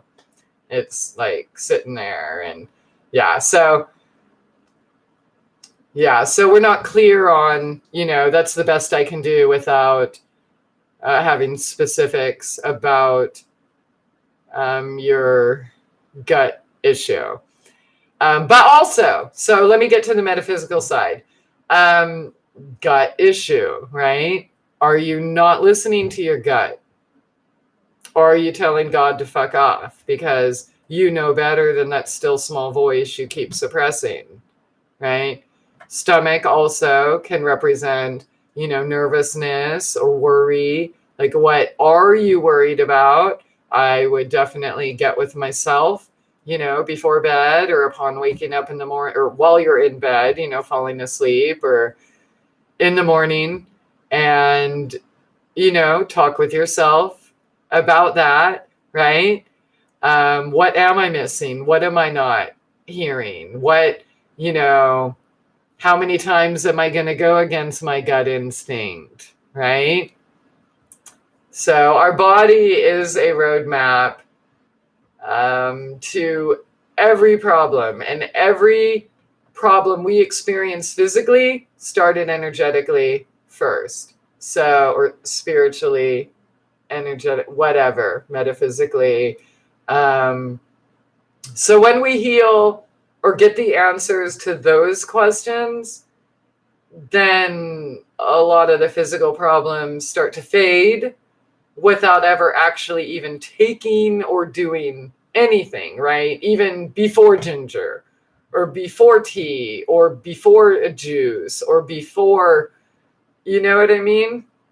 Yeah. So number one, stop doing it. Number two, find out what's at the root of the problem emotionally or spiritually that is causing your gut to react. But if your gut is reacting, if it's, say, inflamed, then inflammation is suppressed rage, right? Or anger that you're not expressing. So it depends on the type of pain you're having that would tell you exactly, but because you're the one experiencing it, not just the physical, but whatever is going on energetically. So get with yourself and ask that, and probably work on fine-tuning and listening to your gut, right? Because when we're not listening, it kind of just says, all right, fine, you don't want to hear me? All right, I'll shut up. But really, I'm just going to scream here and make you hate me and think you have a disease. So then you're going to run to the doctor, because if you're not going to listen, you might as well be on good drugs. So that's the best I can do with the little information I have, and without going to YouTube jail, Zuckerberg jail, or whatever. Okay, or whatever. You don't own me. Any more questions or anything else before I go pet my pussy?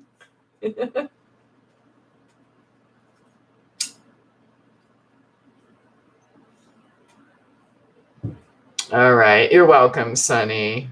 A tea recipe is the shit. It is the shit. Here's my empty glass of tea. Yeah. Ginger is definitely a staple. And, I just want to remind everyone again, make your food your medicine and your medicine your food, right? Like Hippocrates said. So we don't want to wait until something goes wrong and then, try to fix it, right? Because if ginger or garlic or things like that are in your diet all the time, then it's already fighting things before it could happen. Now, if you want to, dude, let me tell you, if I eat ice cream, that tears my gut up, but it's so good, So I just have to, obviously, I'm not going to eat it every day or when, I go through phases, but I might want some. And, so I have to be careful, like different brands, get a better brand with whole ingredients. But either way, it's still going to rip my gut apart. And I'm still going to probably sit on the toilet quite a bit in the morning. And I know that. So I just try to not eat the whole thing, right? And I try to only do it every, few months, not every day. So pull back from whatever it is that's causing the problem. And we're going to end it here. I want to thank you all for spending your time here.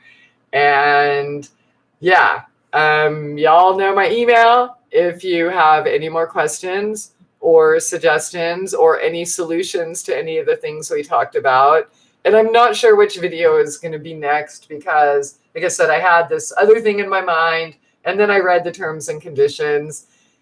And I'm like, well, I don't want to lose another channel again. So, we're going to have to find a different way to be able to give the type of information I used to give regularly when we thought we were allowed to talk. Now we're just allowed to talk shit. So, all right, guys, have a really good night and weekend and all of that good stuff. Dave, thanks so much.